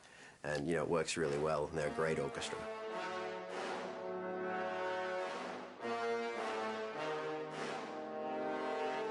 Originally on God of War 1, we had several composers, many of whom have remained with us through the God of War series. And the reason for this is not because one composer wouldn't necessarily be able to compose the whole score. It's because the variety that their different styles bring to the table is actually a tremendous advantage. Why are there 5 composers on this collection? Well, that's a question for somebody else who did the hiring, because I'm sure that any one of us would be quite happy to bump the other ones off and do it all by ourselves. And a different alternate to that answer is the reason being is because each one of us actually have a very strong voice in how we write and approach music. But generally speaking, we don't clash in styles, and therefore what ends up happening is a happy salad of the different styles that we all bring to the game, but essentially we actually work very well together as a team. Sitting with Stig and sitting with the whole Sony crew who have they have this thing in their minds called God of War. It's an entire world. It goes beyond just characters. It's a whole, they know how they want everybody, they want the players to feel. I think what ties my music and your music and everybody else's music in is the fact that the great people at Sony, from Stig and down, is they know when it's wrong and they know when it's right. And even though we haven't heard each other's music, it ties together amazingly just because it's run through this filter, and the filter is God of War. Right. One of the great things about scoring for video games, as opposed to film, is that there's a tremendous amount of freedom. I'm not constrained whatsoever by any convention at all, because I think a video game is not a film. And since we're not restrained by anything that's happening at any particular point in time, it's quite a free world to actually envision what you want to write and see it through to the end. The music actually is not only on a par with film, but in some ways surpasses most films. There's almost a requirement, certainly an expectation, that there be experimentation and innovation in video games, that the music is somehow striving to do something new and something really fresh and powerful, which isn't always the case in film. When it comes to raw power, I mean, this actually goes to another level than most films. Oh, yeah. Yeah, we have to write music that must exist and take care of the atmosphere that you're in and add to the intensity of the battles that you're in. It's kind of carte blanche. We get to write these amazing sounding scores and have it backed by 40-plus piece string section, 20-plus piece brass sections. The sky's the limit. We use a oversized brass section, so it's double the size of a normal standard orchestral brass section, just to give us this massive power and this huge low end. Guys that play low instruments, all they want to do is play low, and so we give them that opportunity. You get to unleash and not hold back, because the game never holds back, never. I talked to the orchestra and I said, if you have any moment that you have all of a sudden a feeling of lyrical beauty coming your way, ignore that completely and just go for the brutal, brutish, aggressive mentality of this score, and you'll never go wrong. That's hugely fun. Yeah. And it's so much more fun to write bad music than to write, good music. This is one of those games that actually lets you go all the way to the end of how big could it be, how nasty could it be. And it's great to do that. Of course, at the end of it, you just want to do a romantic comedy with some clarinets and...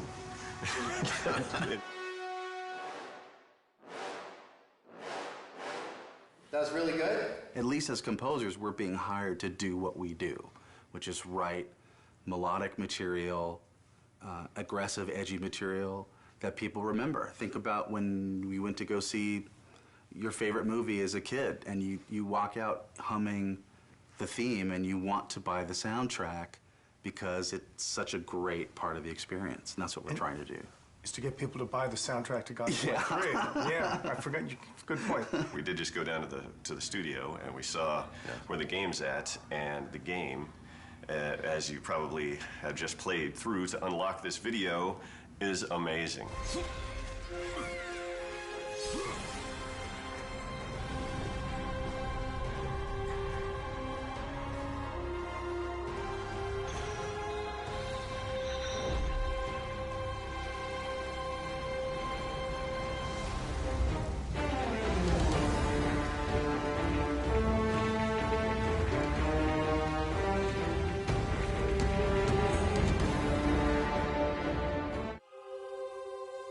I love brainstorming. That's one of the best things about games. Right from the beginning, it's just a creative process. Yeah, it's fun.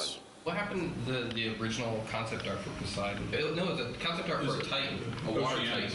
Can we bring it up on here? Yeah, that's fucking sweet. That's really fucking cool. He's even got the tentacles. Whatever we come up with, it's like, hey, that would be cool if we could, and we just make it form out of water, whatever it might be. A lot of talented people were sitting in that room figuring out, oh, this would be cool, this would be neat, throwing out all these ideas out, doing our best to trying to live up to the God of War 1 and 2 standards, which are insane. Really high. It's like it has to be like almost like in a shape that's like scary. I agree with that. When you pull the camera out, what do you see? And if it is like he's turned into like a huge squid and she's all tied up or something like that. But as you're like fucking flea size, and as you're running around, you see a big part of this. Well, what do you think about maybe that whatever that thing is? It's a lot of different things. It's everybody, you know, it's not just one person that comes to the table and has, okay, here's the perfect idea. It's everybody rifting together. Just like the idea that Poseidon swells up with water and just becomes semi-translucent and you can see all his veins and stuff. And so that way you're actually hitting flesh. Going off of sort of like Will's idea and a combination of the things that we talked about is his skin is basically like a jellyfish. On the inside of his body, he has all the bones. He has actually a bone structure. That way we have a creature that, you know, looks like it has some meat to it, made out of the ocean. So I think, like, going off of what you were talking about, where it's like maybe check like reef and seaweed and stuff like that, we could probably make it look like water's running through that stuff. I would hope that we at least all kind of get on the same page. At the end of the day today, it's like, yeah, this is kind of somewhat direction we're going to go. Maybe it starts off and a wave crashes up, and after you see like this far shot or something of a wave kind of overtaking Kratos and Gaia on the side of the mountain or something like that, you're freaking out. I was like, you're probably freaking out right now because of the cinematics. And then afterwards, guys, like, something's fucked up right now. I can't move. And then Kratos has to go out and find out what that thing is, and he runs into this one thing. It's like, what the fuck is this thing? And it's obviously connected to something else. And then he finds the other thing later on. And at the end, there's this big reveal, and it's like, blah! And this is what this whole thing was that you were fighting it the whole time. I think that's cool pacing, because there's always a question in the player's head while they're proceeding. It's like, I don't know what the fuck this thing is. When they first approached me to work on Poseidon, they told me it's going to be the very first big boss fight. Poseidon, if you remember from God of War 2, he looks more like just like a human god form.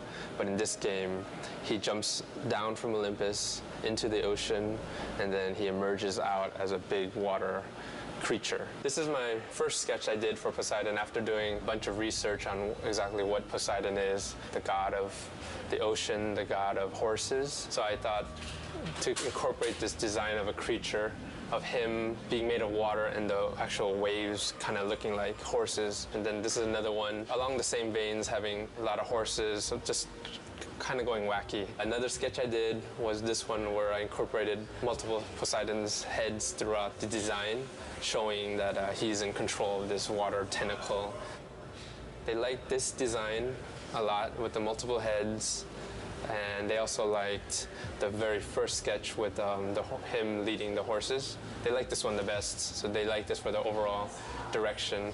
They saw this, they liked the feel of this, but they didn't like the direction of the octopus limbs because of previous bosses that we've had, like the Kraken. So this is just one of the limbs of the Poseidon creature, one of the arms. This one I incorporated the multiple faces, and then a lot of the crab legs. And then this is another one I did, and this one I wanted to kind of bring back because he's the god of horses to kind of capture some of that feel. So eventually they decided that instead of having two different arms, you're gonna just be fighting one arm. And they also like the idea of the horse. This is the final, the very end. You're gonna be opening up his chest and revealing like this membrane, jellyfish kind of membrane, where you stab and eventually kill one of his limbs.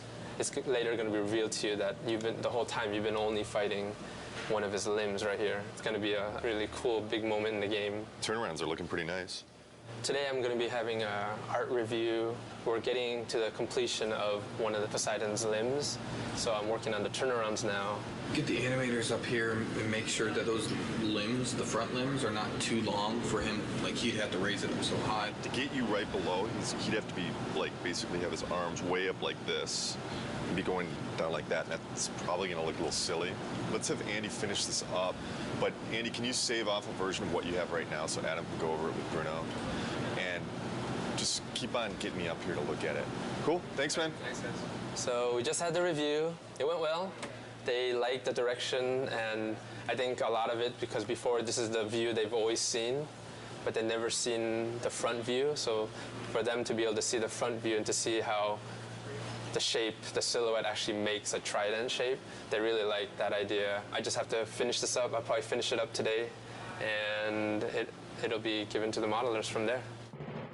First time I heard about Poseidon Creature was 6 months or so ago, and I heard we're going to have a few of these huge Titan battles. This was the initial concept that was given to us. Things have changed proportionally for it to work right on screen, but it generally has the same feel. I still have a lot of sculpting left on this guy. A lot of this is just like the first pass. So right now I have more just the overall feel of it.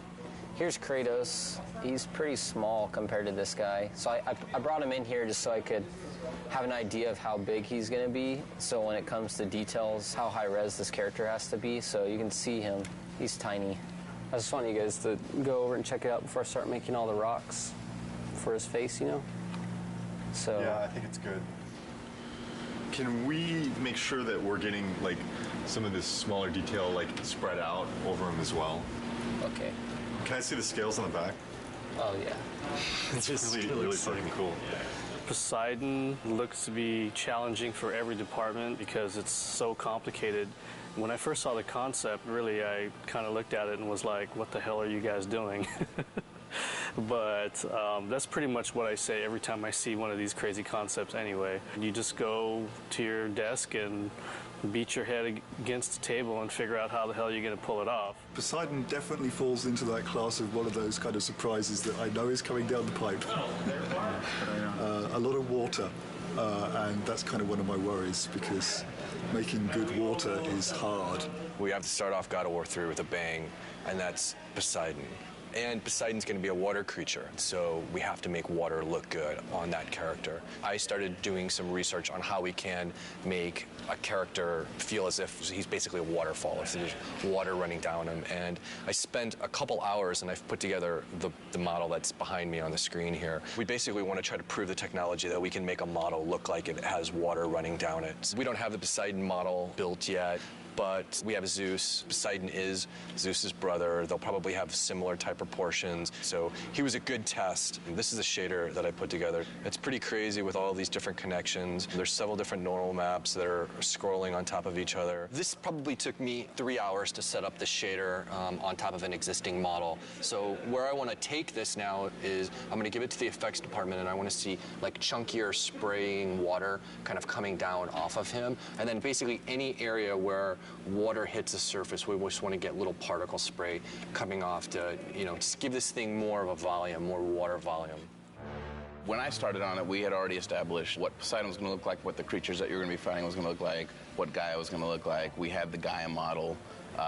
The Poseidon creature model was still in the process of being built. One of the quick things that's very surprising to the player, I guess, will be that right there is how big Kratos is. And that's Gaia. And this will be the initial fight combat tutorial. At that point, Gaia will change her animation and she'll start climbing on the mountain differently to allow the player to be able to walk down her arm. And the Poseidon intro will happen. The player will continue along after that. She'll be in a different pose. He'll walk over here, he'll do just a little jump, come down here, fight some more enemies, and then he'll walk up to here, and this is where the Poseidon horse creature encounter happens.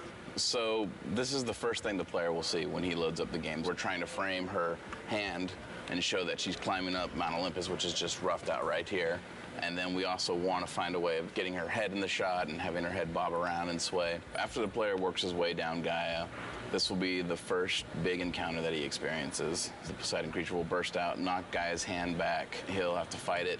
We're concerned with the player experiencing this new creature that he has no clue as to what it is.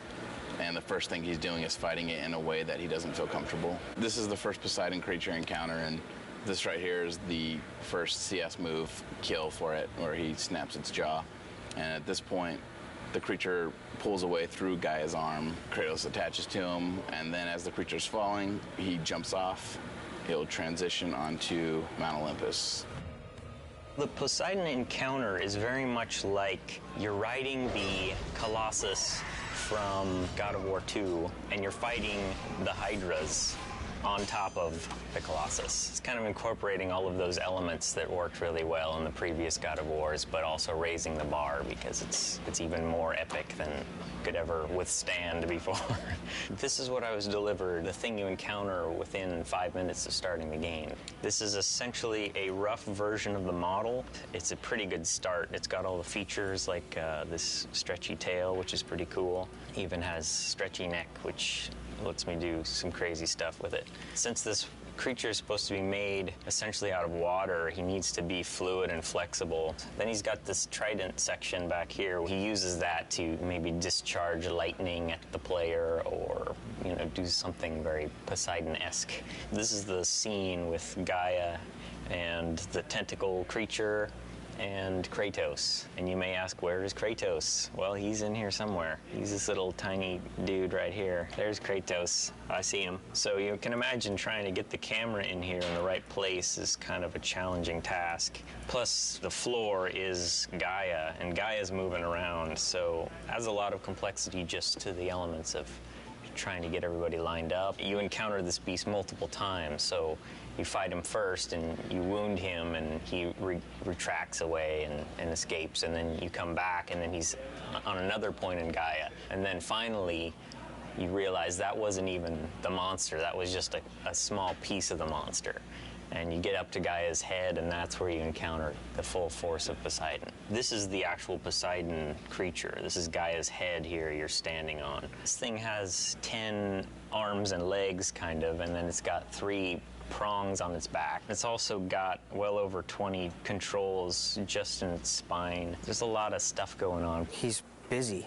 But that was my first initial impression, was there's a lot going on with Poseidon. The more I think about him, the more epic and grand. Why not? I mean, that's kind of like a God of War boss will be. Especially when you're dealing with pieces of him as you go through, and then when you come to the very end, being able to see the full glory of him and just realizing, wow, that's just a little piece of him here, and that's just a little piece of him here, and getting to the end and going, wow, he's huge. And that should be pretty epic, being little Kratos on Gaia, a Titan, versus Poseidon, a god, and they're both huge, and you're just this little guy in the middle of it that's really going to change or determine who's going to win that outcome.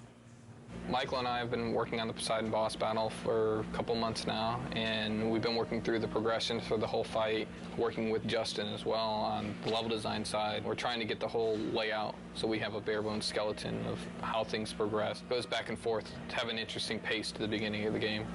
We're in the first encounter of the Poseidon boss fight. We've already seen the creature come out. Poseidon boss battle is definitely something we haven't done before. There is concern, but I wouldn't be happy if we weren't concerned. There's no challenge there. What we want to do is make something that really surprises people and really gets people excited about the game. This is the initial CS move, the first CS move you do in God of War 3. Kratos is going to wrap his chains around the bottom jaw of the Poseidon creature and then eventually rip the jaw off completely.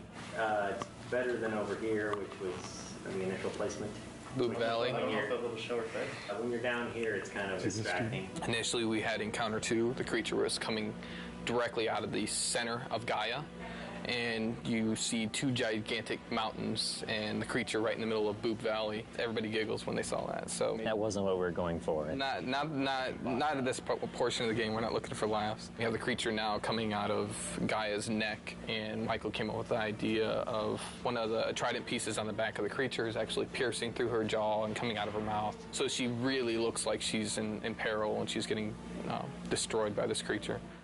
From the get-go, I came up with the idea of doing the first-person kill and giving a new perspective on Kratos' kill sequences, and Michael took the idea and ran with it. When you defeat Poseidon as his horrible watery self. You corner him down here in his humanoid form, and that's when you have to kill him off. Immediately, everybody was just like sold once they saw it in game. Yeah. There was a lot of skeptics too, as far as people come up to me, and I'm sure Adam too, and what are you doing? And then actually seeing it in a game, then everybody comes over and it's just like, all right, it worked. Kratos is not so good at making friends, but he's good at killing people. This boss battle has to end with a big, big finisher. And our final kill is where we're testing out these new CS moves of first-person kills. So minigame inputs right now are in a third-person camera, and then when you succeed, you get to see the impact of Kratos' attacks and see how Poseidon feels as he's getting completely torn up. He just screams really loud and then bites his ear. It's more of a nibble than a bite. So last time we checked him out, it was just the grayscale high-res ZBrush version, and I believe the low-poly version as well. So since then, we've messed with water technology stuff, trying to make it look more like water's flowing through him. Help from like our art director, Ken, and other people trying to make the water look good. Generally, though, water's pretty hard to do. It's just a combination of normal maps that scroll, like we take UVs and have them scroll, as well as parallax maps, which add the distortion, which makes it feel like it's a little deeper. After we do all the fights, get it designed, and seeing what you really see and what you really don't, and then we might have to adjust stuff from there, you know? Poseidon is doing well right now. We've been working on it for I don't know how many months, but where we are right now is every part of the boss fight and every part of the level has a first pass right now. It's in, it's functioning. I could hand you a controller and you can play through it. Tuning-wise, it might be too hard. The animations might be placeholder, but it's there. And we have people internally play testing it. So there's people who around here picked up the controller, played it, and been like, oh, wow, this sucks, or this is awesome. And then we keep tuning it and playing around with it to that. We have meetings every week now, so we constantly see how much there is to do. And I mean, it's close as far as gameplay-wise. It's all there. But doing stuff on the Titans is proven to be very challenging. So things that would usually take 5 minutes take 2 hours.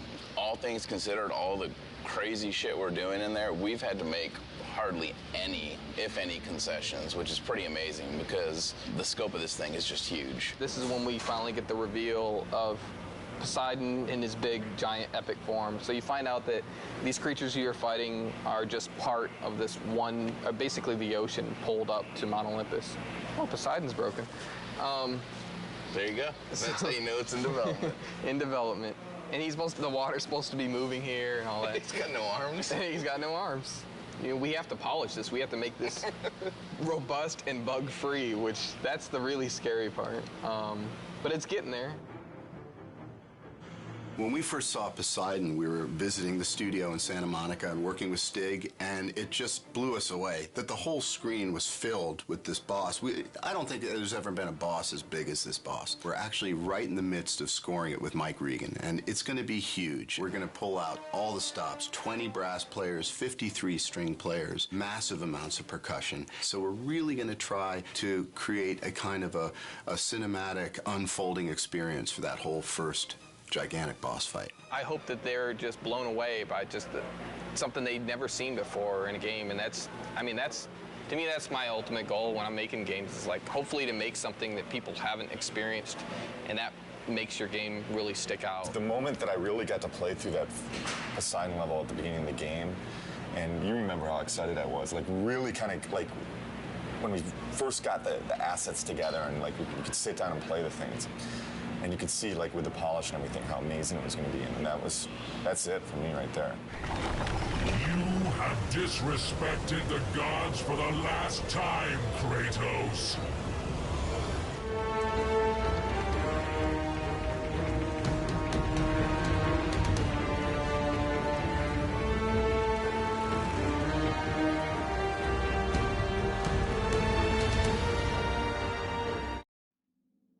The programmer's role in the game is to help make everything a reality. We make tools that allow the designers and artists to actually make the game. If the designers want to do something or the artists want to do something, if they're smart, they'll consult us and ask, can we do this? And often we'll say no, and then they'll say we want to do it, and then we'll have to do it. You give it to them, they give it to you, say what's wrong, then you give it back to them a little bit different, and then they say no, no, no. Designers are pretty modest in their requirements. Designers are artists. They want the world. The biggest challenge we face for this round of the game is content. The amount of content we need to put into a PS3 game is just order of magnitude bigger than we had to put into a PS2 game. And to drive that content around the studio, we just face, massive challenges. We've got a little line emitter here, and it's got these particles, and it squirts them out to the right. And they get to a certain age, and they die. And one of the things we can do is we can change colour of the particle over its lifespan. Starting from bottom to top, these particles start off blue, then go green, then turn red. Now, if I was an artist, I'd make them go like orange to black to whatever to express the effect that they want to. For me, I'm a programmer, so the nice, simple programmer graphics, nice, bright, solid, simple colours so that I can see when things go wrong. If I run this within Maya, then it runs the tool code that I wrote, which is this stuff, to display on the dev kit. And hopefully, so you can see, they're never going to create anything quite like this because this is horrendous programmer stuff, but they'll take this tech and what they'll do is they'll make fire pots or lava that flows. Anything that's best rendered by creating lots of little primitives and moving them all en masse in slightly different ways that aren't just pre-baked. This is the soul tech. These are Hades' souls swimming down the river Styx. Right now they're above the river Styx, so I can see them all because the river Styx hasn't been properly watered yet. It was my task here to get them to follow the river along a bendy spline path and then ultimately to attack you. But I haven't done that part yet. Right now I'm just at the basic stage of getting them to swim down the river.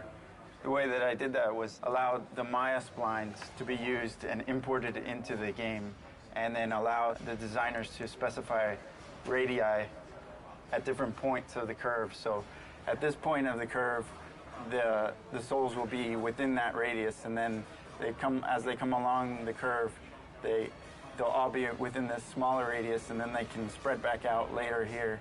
And this is placed within the canyon just by the file structure. This loop here handles every soul. It updates all 30 of them.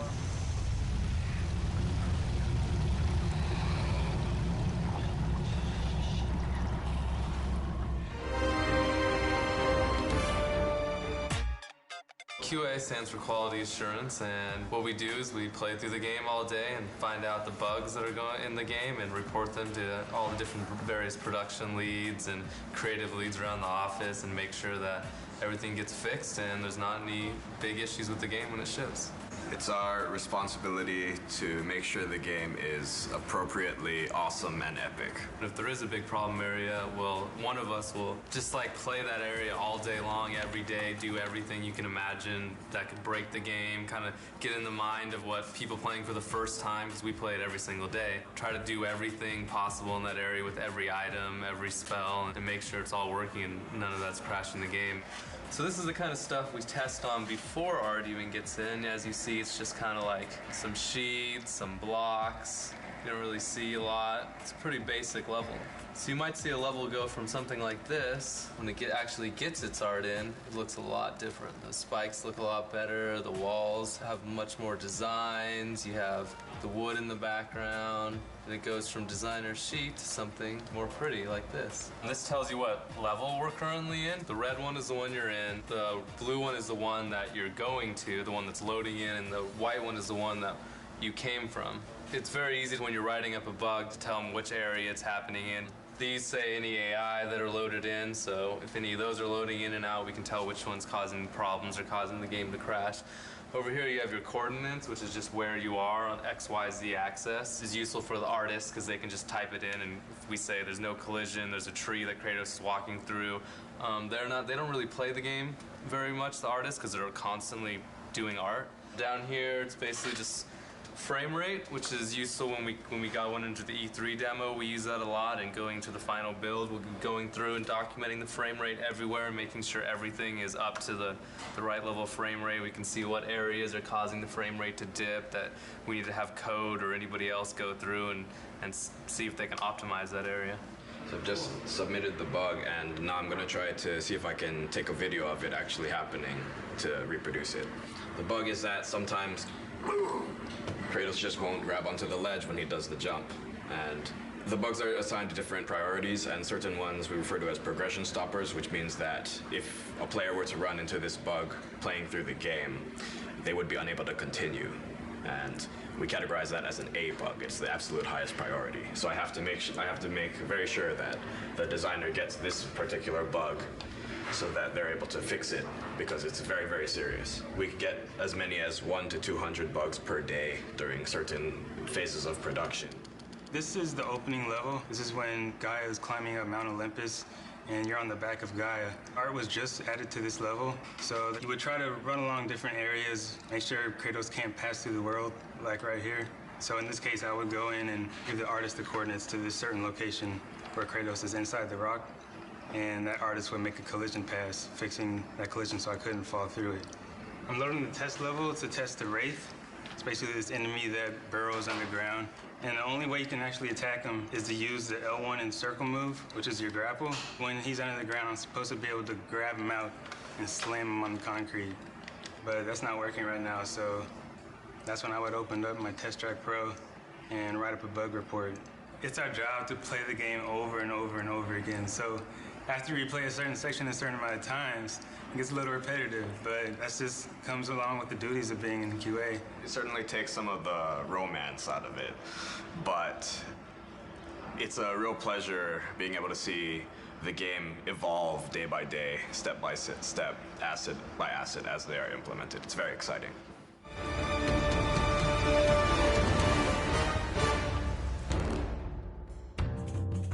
We're not quite artists. Close, but not quite. You know, some of us have artistic skills. But, we're not quite programmers either, although we do write code, right? Once again, not so much this guy. And tech art helps make the stuff, and we help people use the stuff. Because without us, nothing would get done. There's a huge gap between the engineering guys or the coders and just regular artists. So we kind of bridge that gap. Artists don't understand binary. When a programmer comes over and he's like 00101, just goes one ear in one ear and out the other, right? Yeah, they think it's a phone number or something. We have to invent things ourselves and come across certain lines that nobody has crossed before. We're good at it though, right? Right here. We're pretty good at it. Yeah. We've done so many crazy stuff in the past that there's nothing that surprises us anymore. The artists were having trouble just building things. And their levels, the environment guys just built huge, gigantic levels. Bigger than this guy. Yes. And the levels themselves, they just get really big, and they'd only be working on a small section of it, just a little portion. And I wrote a tool that lets them pick which parts they want to use and export just that as a level. And to get that, they just came to me with a problem. They wanted to exaggerate Kratos and the torture that he does to his enemies. So we came up with a system called the zipper tech, where basically the animator would use controls to open up wherever the cut is on the character. The character artist would model out wherever the cut will take place, and we'll put the rig on top of that. So here we have the Centaur rig and the zipper tech. The Centaur's guts are going to be opened up. And so basically the animator would go in and create the CS move. You can go in and individually select these controls and open and close his gut. Here we have the guts for the Centaur. They're going to be part of the props. The animator will go in and animate these guts spilling out of the Centaur. And so the guts will be placed in and around here. And to further sell the point, we've got separate controls over here in the middle where you can actually pull out the insides.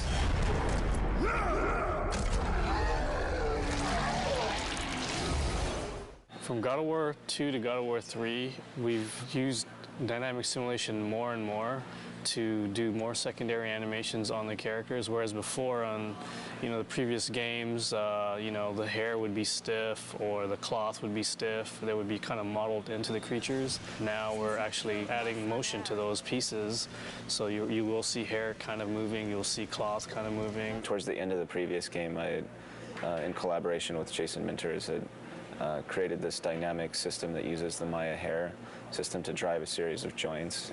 So as you can see, each of the snakes on her head are independently moving. The animator did not have to into pose all of these animations, but they have control over the physics so that they can get it to get into a pose that they want, but still when the character moves around, you'll see how the snakes will flow backwards when she goes forwards. It responds to movement, so it improves a lot of the workflow for the animators. It's pretty rewarding to see as characters go from our department through the rest of the pipeline and then come back and actually see it in the game.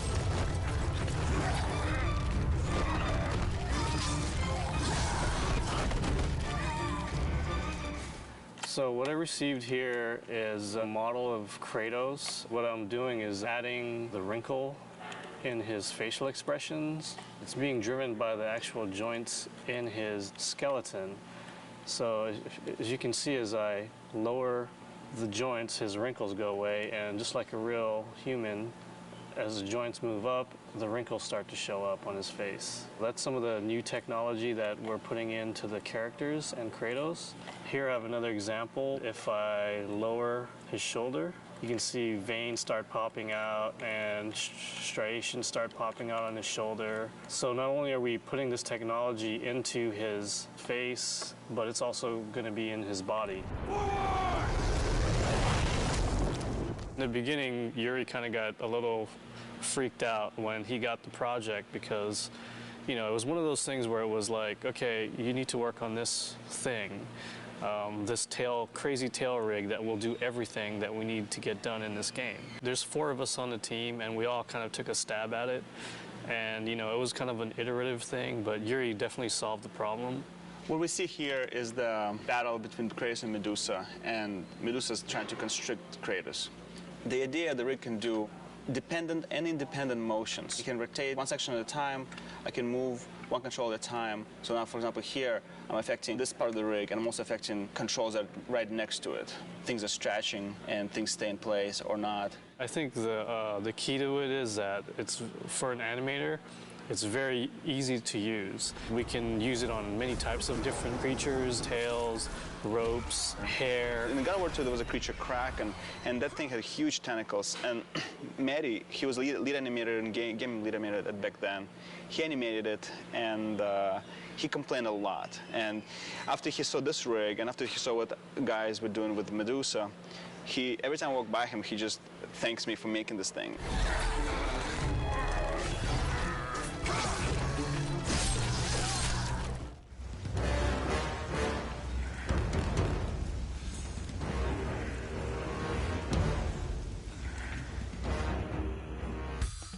UI is user interface, anything that's not game related, so menus and meters and combo numbers and all that good stuff. The hallmark of a good UI, I would say, is making sure that when the player goes through the menus that they're able to navigate pretty easily and understand where everything is. And when instructions come up, we want to make sure that they're there and they're clear and they're obvious, but they don't kind of interfere with the gameplay.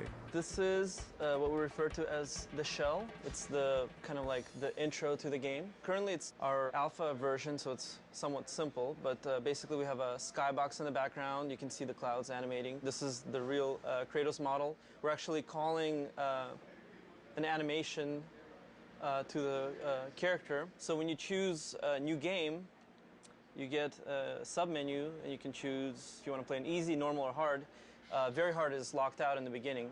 So you can see that when I choose a game, you'll see like the camera pan into Kratos' face, and then a video starts up. So all of that has to be hand-coded. So this is the basis of the Pandora's box, the menu system that we have in-game. So it's a full 3D model, and then I get that into the UI and do everything that needs to be done to make it work. So tag it with all the tags it needs, text elements, things like that. So all these kind of proxy quads we have in here all represent a line of text that shows up in the game. We pretty much start off on this demon face side, and we zoom up real close to frame it so that it's kind of more 2D looking. This would be the power-up menu. So you go to this menu and you upgrade your weapons, and you're able to kind of zoom into the models and rotate them around. At least that's what we're hoping. So we won't make it for alpha, but we're gonna shoot for beta. You can swap between menus by hitting R1 and L1, and that rotates the camera around the box to another side, and then we frame another side of the box and put information for like the items menu. So this is the items menu. Top of the box is the status screen, so that's how many kills you have and all that good stuff. And then we push through into the box to get to the moves list. And then it goes in kind of like this cycle, so you can cycle through all of these menus in order. So pretty much what you're seeing here is the Pandora's box, and then from here you go, you swap to other screens, and we have all these kind of cool little animations going on. Eventually inside of these screens there'll be much more ancillary animations and things going on. This time around, for God of War 3 anyways, we completely switched our system up. This time it's all 3D, the same shaders that we put on game objects we use in the UI, so it opens up a whole new avenue of what we can do. It also opens up a whole new set of problems, so. Most definitely. Some of the problems we ran into creating the shell is using the character animation system that we have developed to animate the parts of the shell, specifically the menus. Surprisingly enough, it doesn't work that well. It works well for characters, but not well for the stuff that we need to do. So we had to add a lot of new tech to the system in order to get it working. Richard's pretty new to the UI. I mean, Richard's been here for a while at the studio, but he's just recently started helping me with the UI stuff, and so having him as a second set of eyes for this whole system has been really helpful. And he's a really technical guy, so has a good rapport with the coders, so he can get more done than I can sometimes. Yeah, it's funny because Corey will go down there and he'll ask them to do something, and they're like, no, and then... No, I'm just kidding.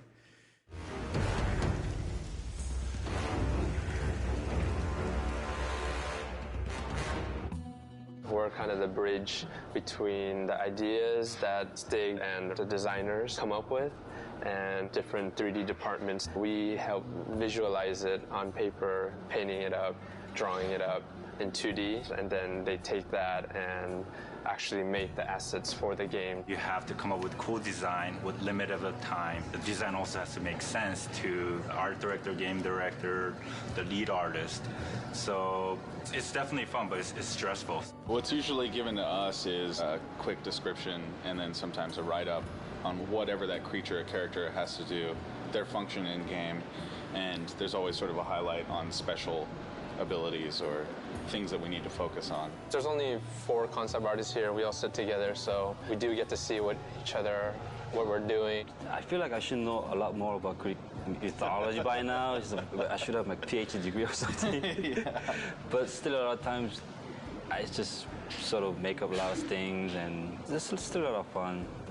Right now, as you could see on my monitor, working on Pandora's Cage. This is a final concept design that was proved, and it's good to go. But to get to this point, there was a lot of sketches, a lot of color variation, a lot of input that I had to get through. We've tried maybe girls hanging together, or we tried maybe girls holding the fire torch, or we even tried the guys holding a cube, or we even tried the guys holding the torch.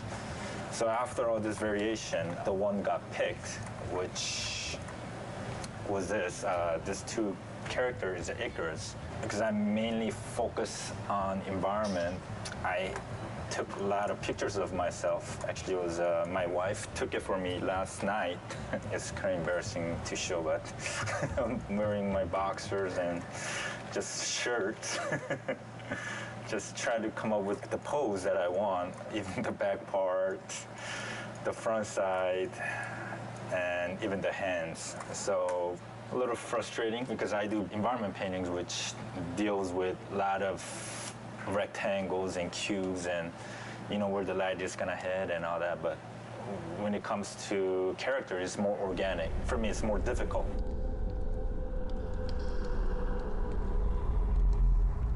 Is Palace for the Gods. These are the basic thumbnails I showed to director.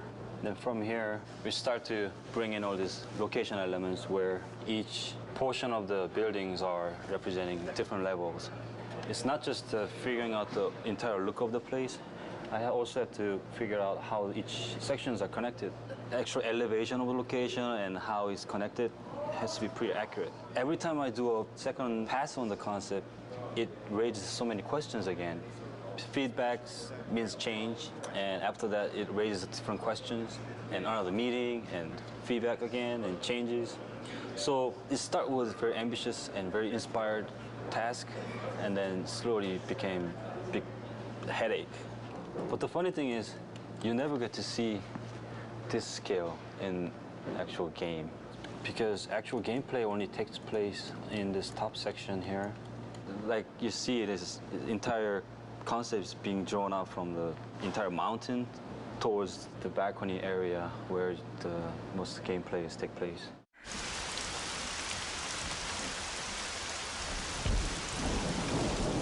One of my most favorite tasks was to create Aphrodite, the goddess of love. My chore, as it were, was to create the most beautiful woman that ever existed in Greek mythology. Here I've got some initial sketches. There's a lot of Greek art that involves, you know, sort of the bare breast and things like that. So we were trying to come up with a way of framing these really feminine aspects of this character without being like just vulgar. I originally had her hair always bound up, very Greek-like, but they really wanted it hanging down. This is the final three-quarter view of Aphrodite. As you can see, some of the stuff that I had originally concepted in the other pieces did stay. One of the mandates for the character was that she have a girdle made by Hephaestus. Some of the backstory is that Aphrodite was given as a wife to Hephaestus by Zeus. In original Greek mythology, she cheats on Hephaestus by bedding down with Ares, the god of war, the original god of war. He punishes her by catching her in a trap with Ares and sort of parades the two of them in front of the other gods to shame them. And she was ashamed. She's a naughty girl. But in our story, he just kept her trapped. We've got various somewhat sexy, bondagey entrapments that we've worked up. So the modelers will take this and build, you know, Aphrodite in the flesh.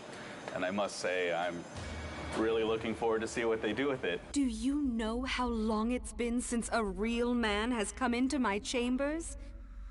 Those bridges outside are nearly destroyed. Zeus refuses to have that stupid mortal Daedalus stop working on his precious labyrinth to fix them.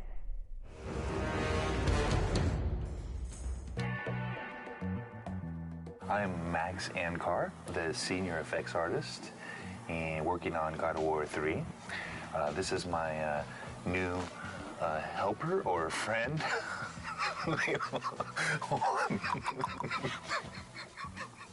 Hold on.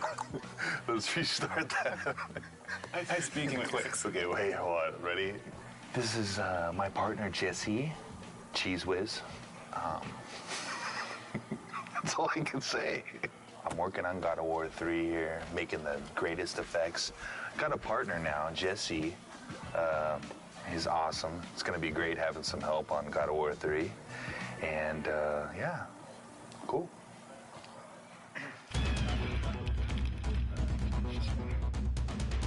I looked on the internet and find out all these different movie special effects, kind of duplicated what they did. We filmed the blood in the idea that maybe we could use some of it for textures.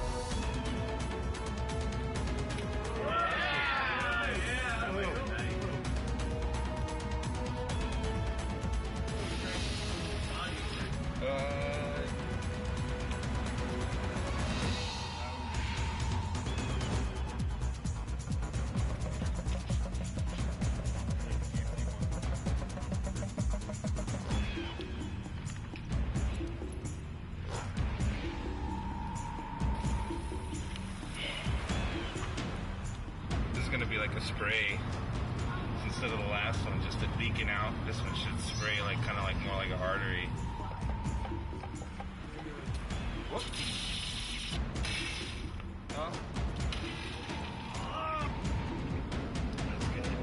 pretty great. Yeah. Well, we found out the simplest one was just like kind of like a water bottle filled up with movie blood, and that kind of gave them almost best squirting effect out of all the blood. I think we got some good blood today. I know my partner here, Jesse, sacrificed a lot to help out. He donated the blood for us, and I'm really glad we had Jesse here to help us out. He's sweet. Yeah, Jesse's really... Sorry. Jesse, watch out, okay? Thank you. We used a couple little parts of it right here. This is the film blood. You got a series of images that you rendered out. You put those on the polygonal cards, and that's what you're throwing out of the particle system, basically, or splatting on the ground. That's kind of what's going around in the game, is the little blood splatters when Kratos gets hit or enemies get hit.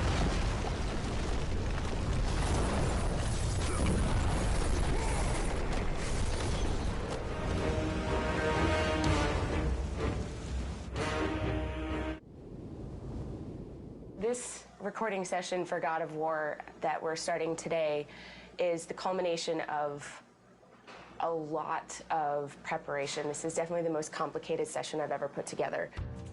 I'm gonna go get a sweatshirt. We should go in the other room while we can, huh?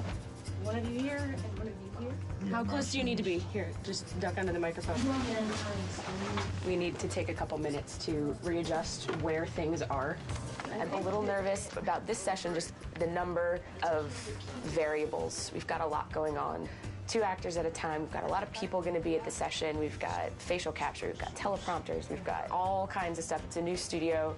There's room for error, but I like to think that I've nailed everything down before we got there. But I'm definitely, my breath's coming a little shorter today than it normally does. We are moments away. What was it, Kratos?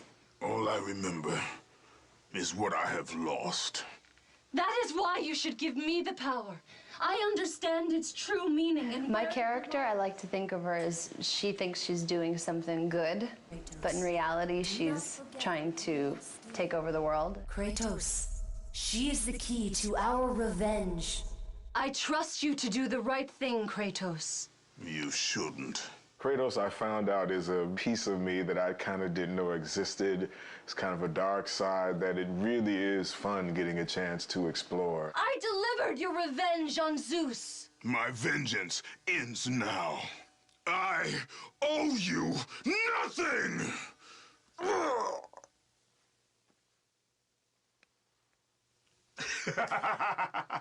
When you have the other actor in the room, you're able to come up with a rhythm. It makes it more real.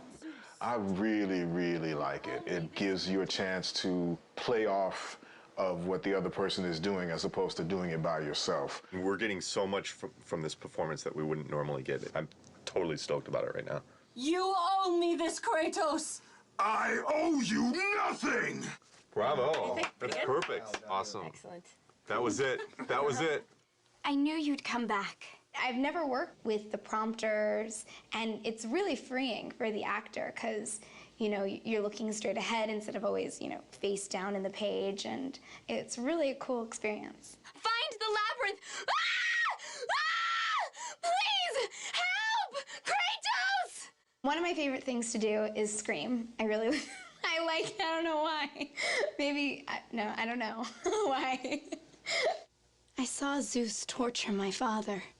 I just try really a simple approach to it. It's bringing those words into your character and actually thinking a thought before it. It makes it more real. They called me a monster. Beautiful. Natalie was new. We'd never worked with her before. She was an ace. She totally knocked it out of the park. Many more variables than a normal voiceover session for a game today, and it went very, very well. I'm happy with how today turned out. Phenomenal. Phenom. That's all that really matters is Stig is happy, and if Stig's happy, we're all happy. Yeah. Who is Hercules? Well, it was me for 7 years on TV, so this is a whole different look. I didn't quite have that look. I had kind of more gear on, and I didn't weigh, 4,000 pounds. This guy's like about 12 feet tall. They called them labors. Ha! There you go. That was good. That was really good. Yeah. Kevin Sorbo was obviously an easy choice because he's Hercules, but not necessarily in terms of the way that he's played Hercules in the past, a little bit of a departure. Can we get, but this time, brother, more seething? But this time, brother, this time I will destroy you. That's good. In this game, he's a much darker brute. He's not the brightest light bulb out there, but at the same time, when it comes to war, he's brilliant. The direction is more pissed. Okay. As pissed as you can get. The most valuable I can be is to take what the creator of the game has been imagining and seeing on paper for a long time and bringing it to life with the voice. And trying to find different ways to get to actors to achieve what he wants to do. Try one thing, if you would, Kevin. Yeah. Take the breath after stables, and then you can finish off the phrase. Okay. The most frustrating thing about doing voiceover is the amount of time you've got to do each line. You've got to repeat it, but you've got to also do it in so many different ways, so many different inflections, and you end up losing your voice. Have you not killed enough of your family? That's a Good. That's very good. It was a slam dunk. He really brought a passion to the character. He was very professional. His voice was kind of running out. That's when he gave some of his best stuff. Fantastic. Beautiful. Yeah. Fantastic. Thank you. It wasn't the same Hercules, not even close to it. So it was a darker and more sinister person and a more evil person to deal with and play. But you know, from my standpoint, it was a lot of fun. It's the way to start. New day of recording. Very excited about it. Today we're doing Rip Torn and Malcolm McDowell. The game's based on Greek mythology. This guy's like the Smith god, and he's like... Oh, he's the Vulcan. Yes, exactly. The Roman name for Hephaestus is Vulcan. He's the god of fire, and he's a great blacksmith.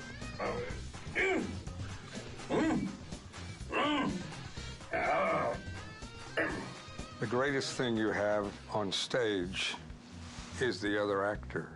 I don't get extra paper.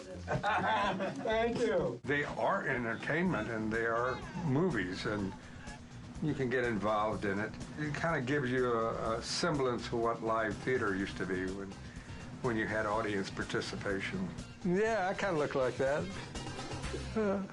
Ghost of Sparta, it is you.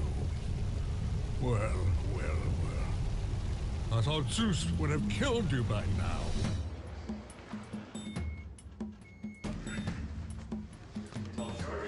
Daedalus. Oh, and what does he do? He's the inventor. He also created the labyrinth. The labyrinth? Wow. And where is the golf course? It's really cool. Eat lunch with Malcolm McDowell. I can't beat that. The ice storm, that will give me the power to bring my son back to me. Where is my boy? Awesome. You bastards! That was awesome. That is fabulous. We want to protect it with one more, please. Oh, we're not going to go protecting all these takes, are we? Yeah, Don't we tell are. me we're going to do 2 fucking takes. Why don't you just use a bit of proper tape? Why do we have to do 2 takes of everything? Well, because we Not for protection. Yeah. Oh, come on. Let us listen to it. That's nonsense. And we're going to listen to one line and be right with you. Okay. You don't mind, right? Because it's really, if I'm in a jag and it's going, it's going. I hear you.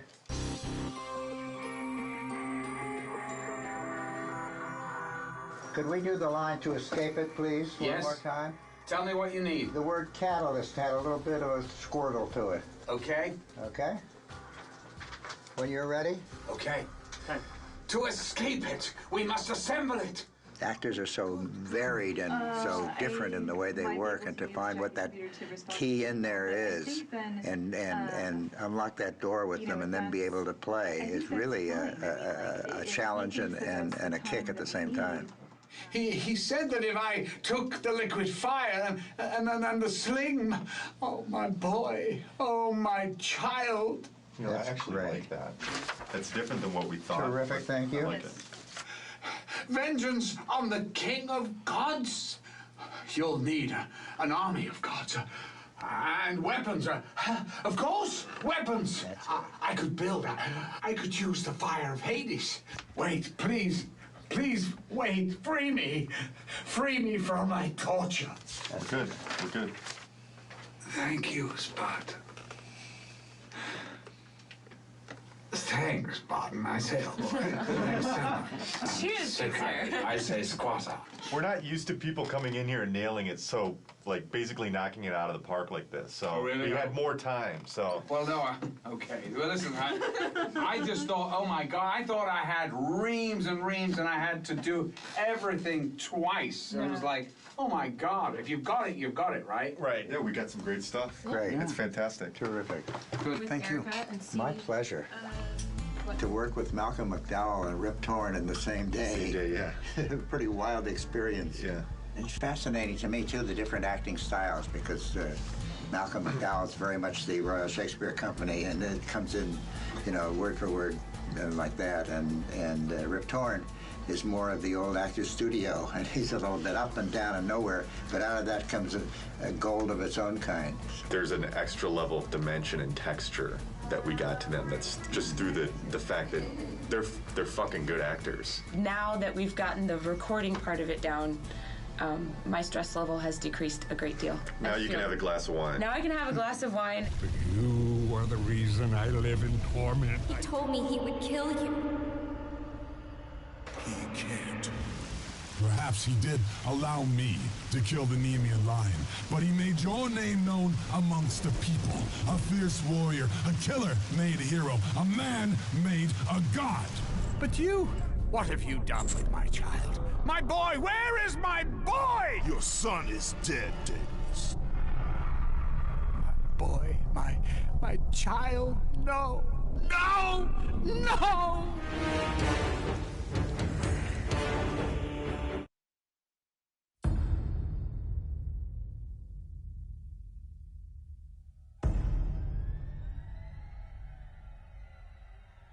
Before the age of the twilight set upon the gods, a legend rose to claim his place among them.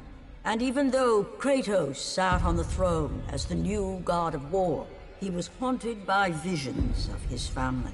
A family he himself murdered. But the hands of death could not defeat him. The sisters of fate could not control him.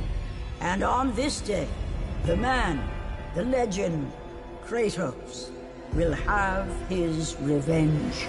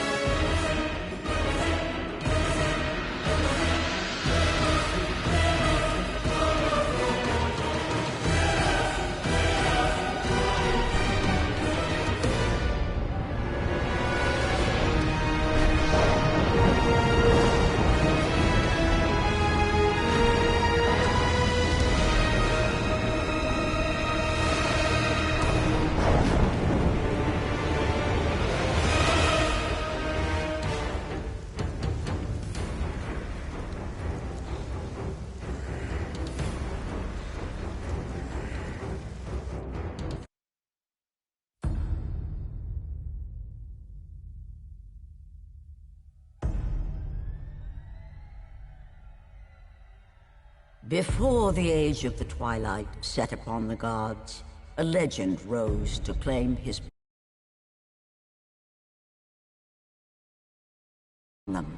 And even though Kratos sat on the throne as the new god of war, he was haunted by visions of his family. A family he himself murdered. But the hands of death could not defeat him. The Sisters of Fate could not control him. And on this day, the man, the legend, Kratos, will have his revenge.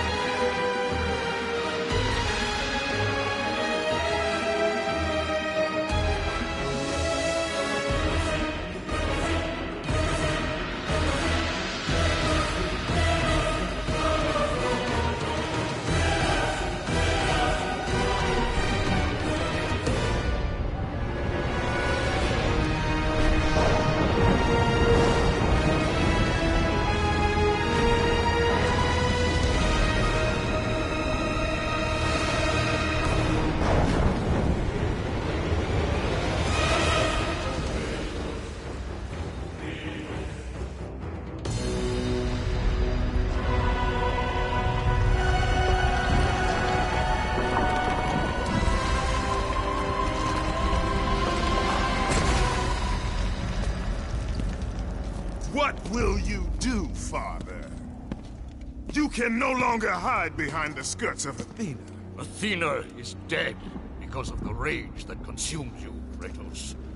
What more will you destroy? The hands of death could not defeat me. The Sisters of Fate could not hold me. And you will not see the end of this day. I will have my revenge! Petulant child! I will tolerate your insolence no more!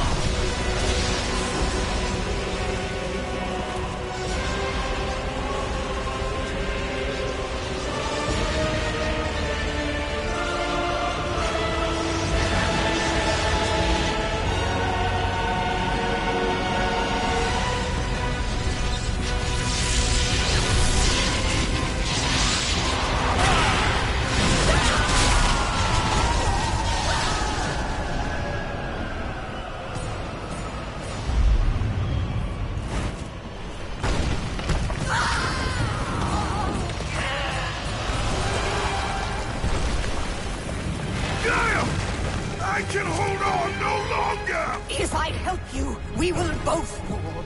Even now, Zeus gains. The destruction of Zeus is why you saved me from death! I saved you to serve the Titans! Do not deny me my revenge! Listen carefully, Kratos. You were a simple pawn, nothing more.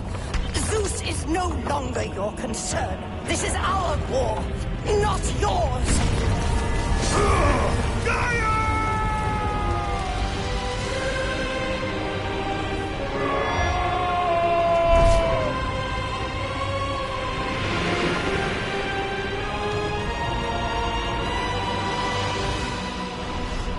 I have lived as a warrior.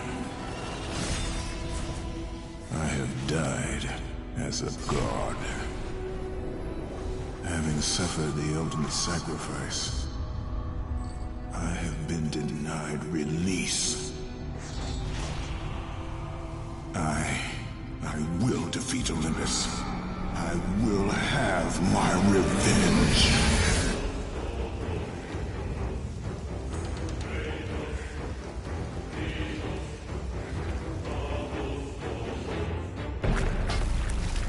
Kratos, can it be?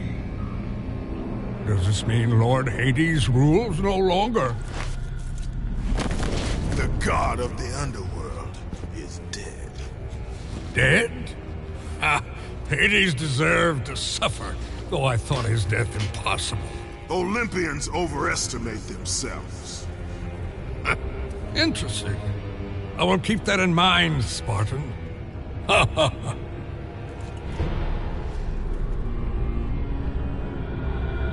You need the soul of a god to use the Hyperion Gate, Kratos. And that one has not been used for centuries. I'm sure it's broken, otherwise I would have seen my beautiful... You know, Kratos, I wasn't always like this, a monster. I was once the most prized craftsman in all of Olympus. Zeus rewarded me with my marriage to the beautiful Aphrodite. My mother, Hera, bragged of my talent. But the day you killed Ares was the day my world was torn from me. That day, Zeus became the fiend you now know. Worst of all, he took my beloved daughter, Pandora. My reason for living.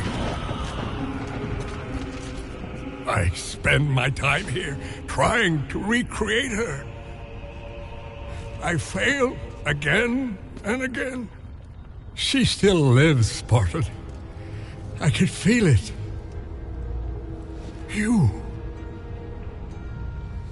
Kratos. You can bring her back to me. Your child is not my concern. But surely you can understand. You were once a father, too.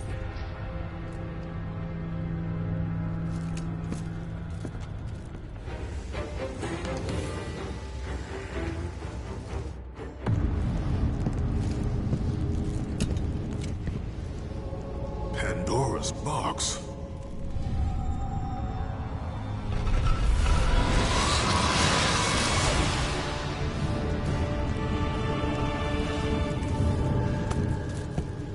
What is the meaning of this?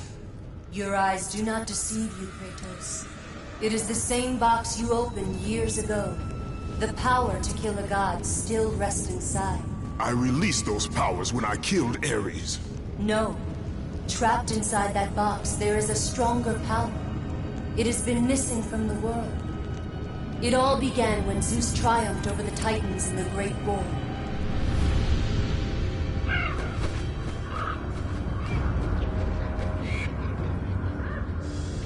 Zeus understood that the evils born from that battle, if left free, would destroy the world of man and gods. To contain these evils, Zeus commissioned Hephaestus to build a vessel strong enough to hold them. Fear, greed, hate. He locked them all away in the box in hopes that they would never again infect his reign. When you opened the box to kill Ares, you drew from the forbidden powers.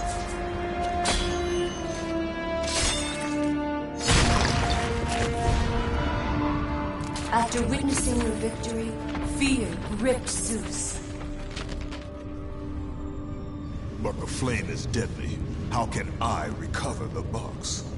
With its namesake, Kratos. Pandora? She is the key to destroying the flame. The key to our revenge. This will be difficult, Spartan. A simple child will not trouble me, Athena. I hope you are right, Ghost of Sparta.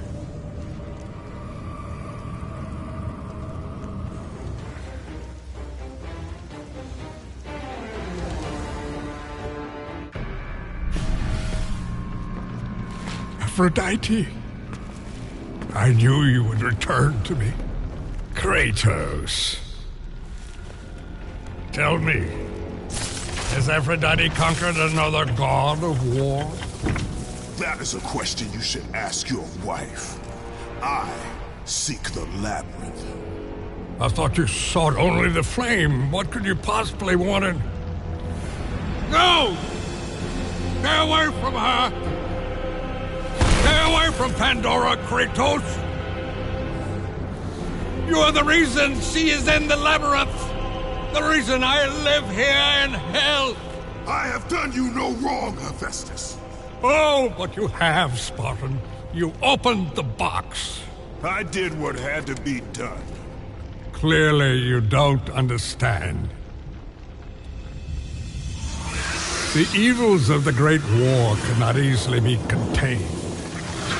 I forged the box in a power greater than the gods themselves.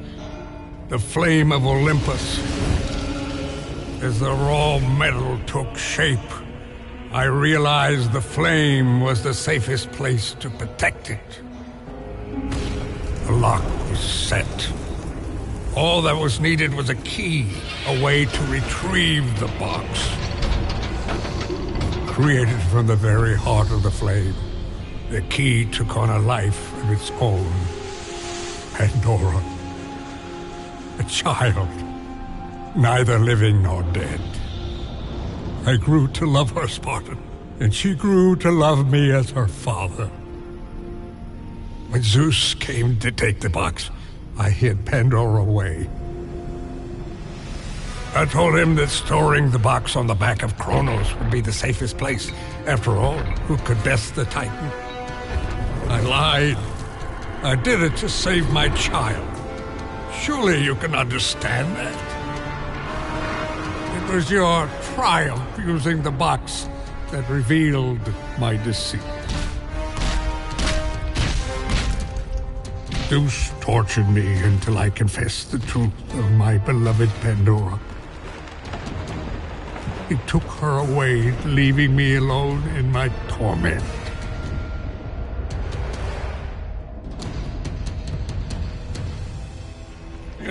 Don't you understand? If you take her to the flame... Understand this, Smith God. I will stop at nothing to destroy Zeus. But if you... You're right, Spartan. If it means the death of Zeus, I'd be happy to help you.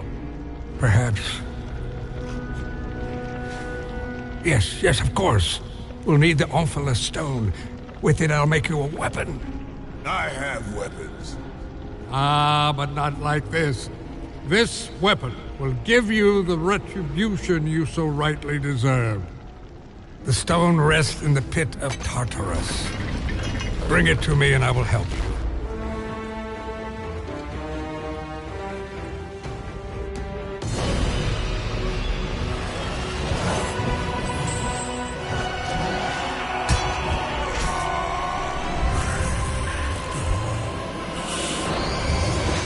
What makes us strong.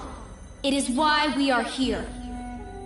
It is what we fight with when all else is lost.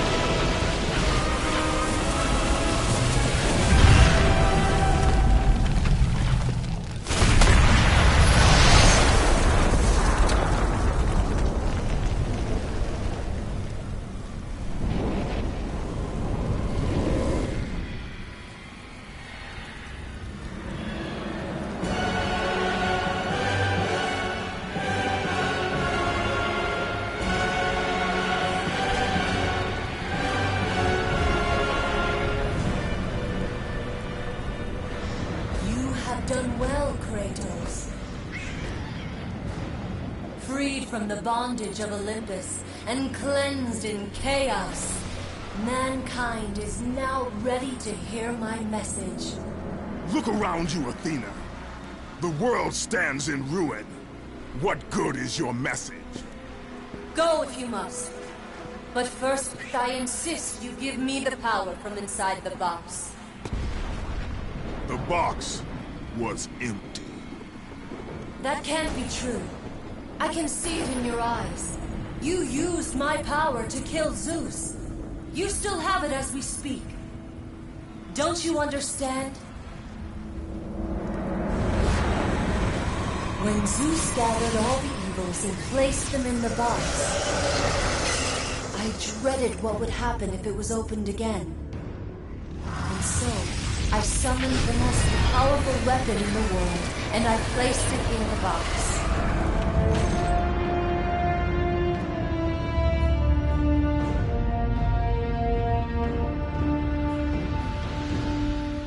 I told you, it was empty. Pandora was sacrificed in vain. She died because of my need for vengeance. You must be mistaken. You used my power to kill Zeus. I saw you do it. Unless... Of course. When you opened the box, you released the evils to the gods. Infected them. Changed them. Zeus himself fell prey to the dark evils. This is why he became so enraged and obsessed with your death. He was consumed by the evil, fear. I thought the power I placed in the box was never released. All these years I assumed you drew from the evils inside to destroy Ares. But I was wrong.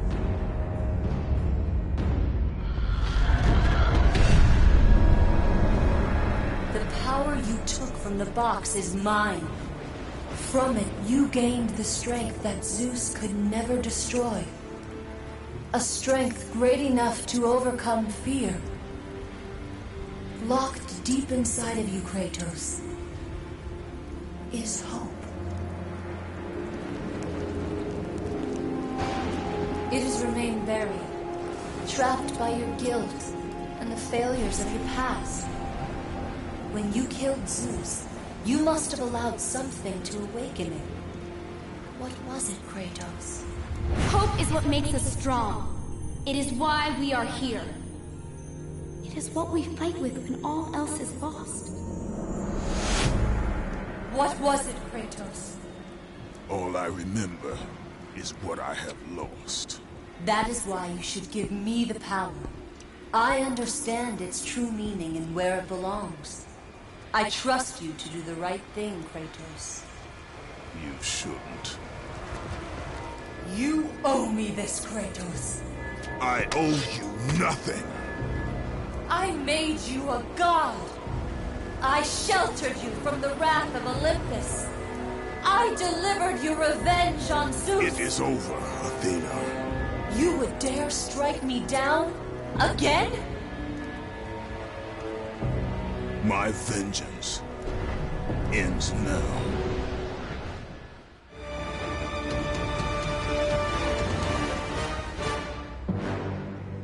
You fool! What have you done?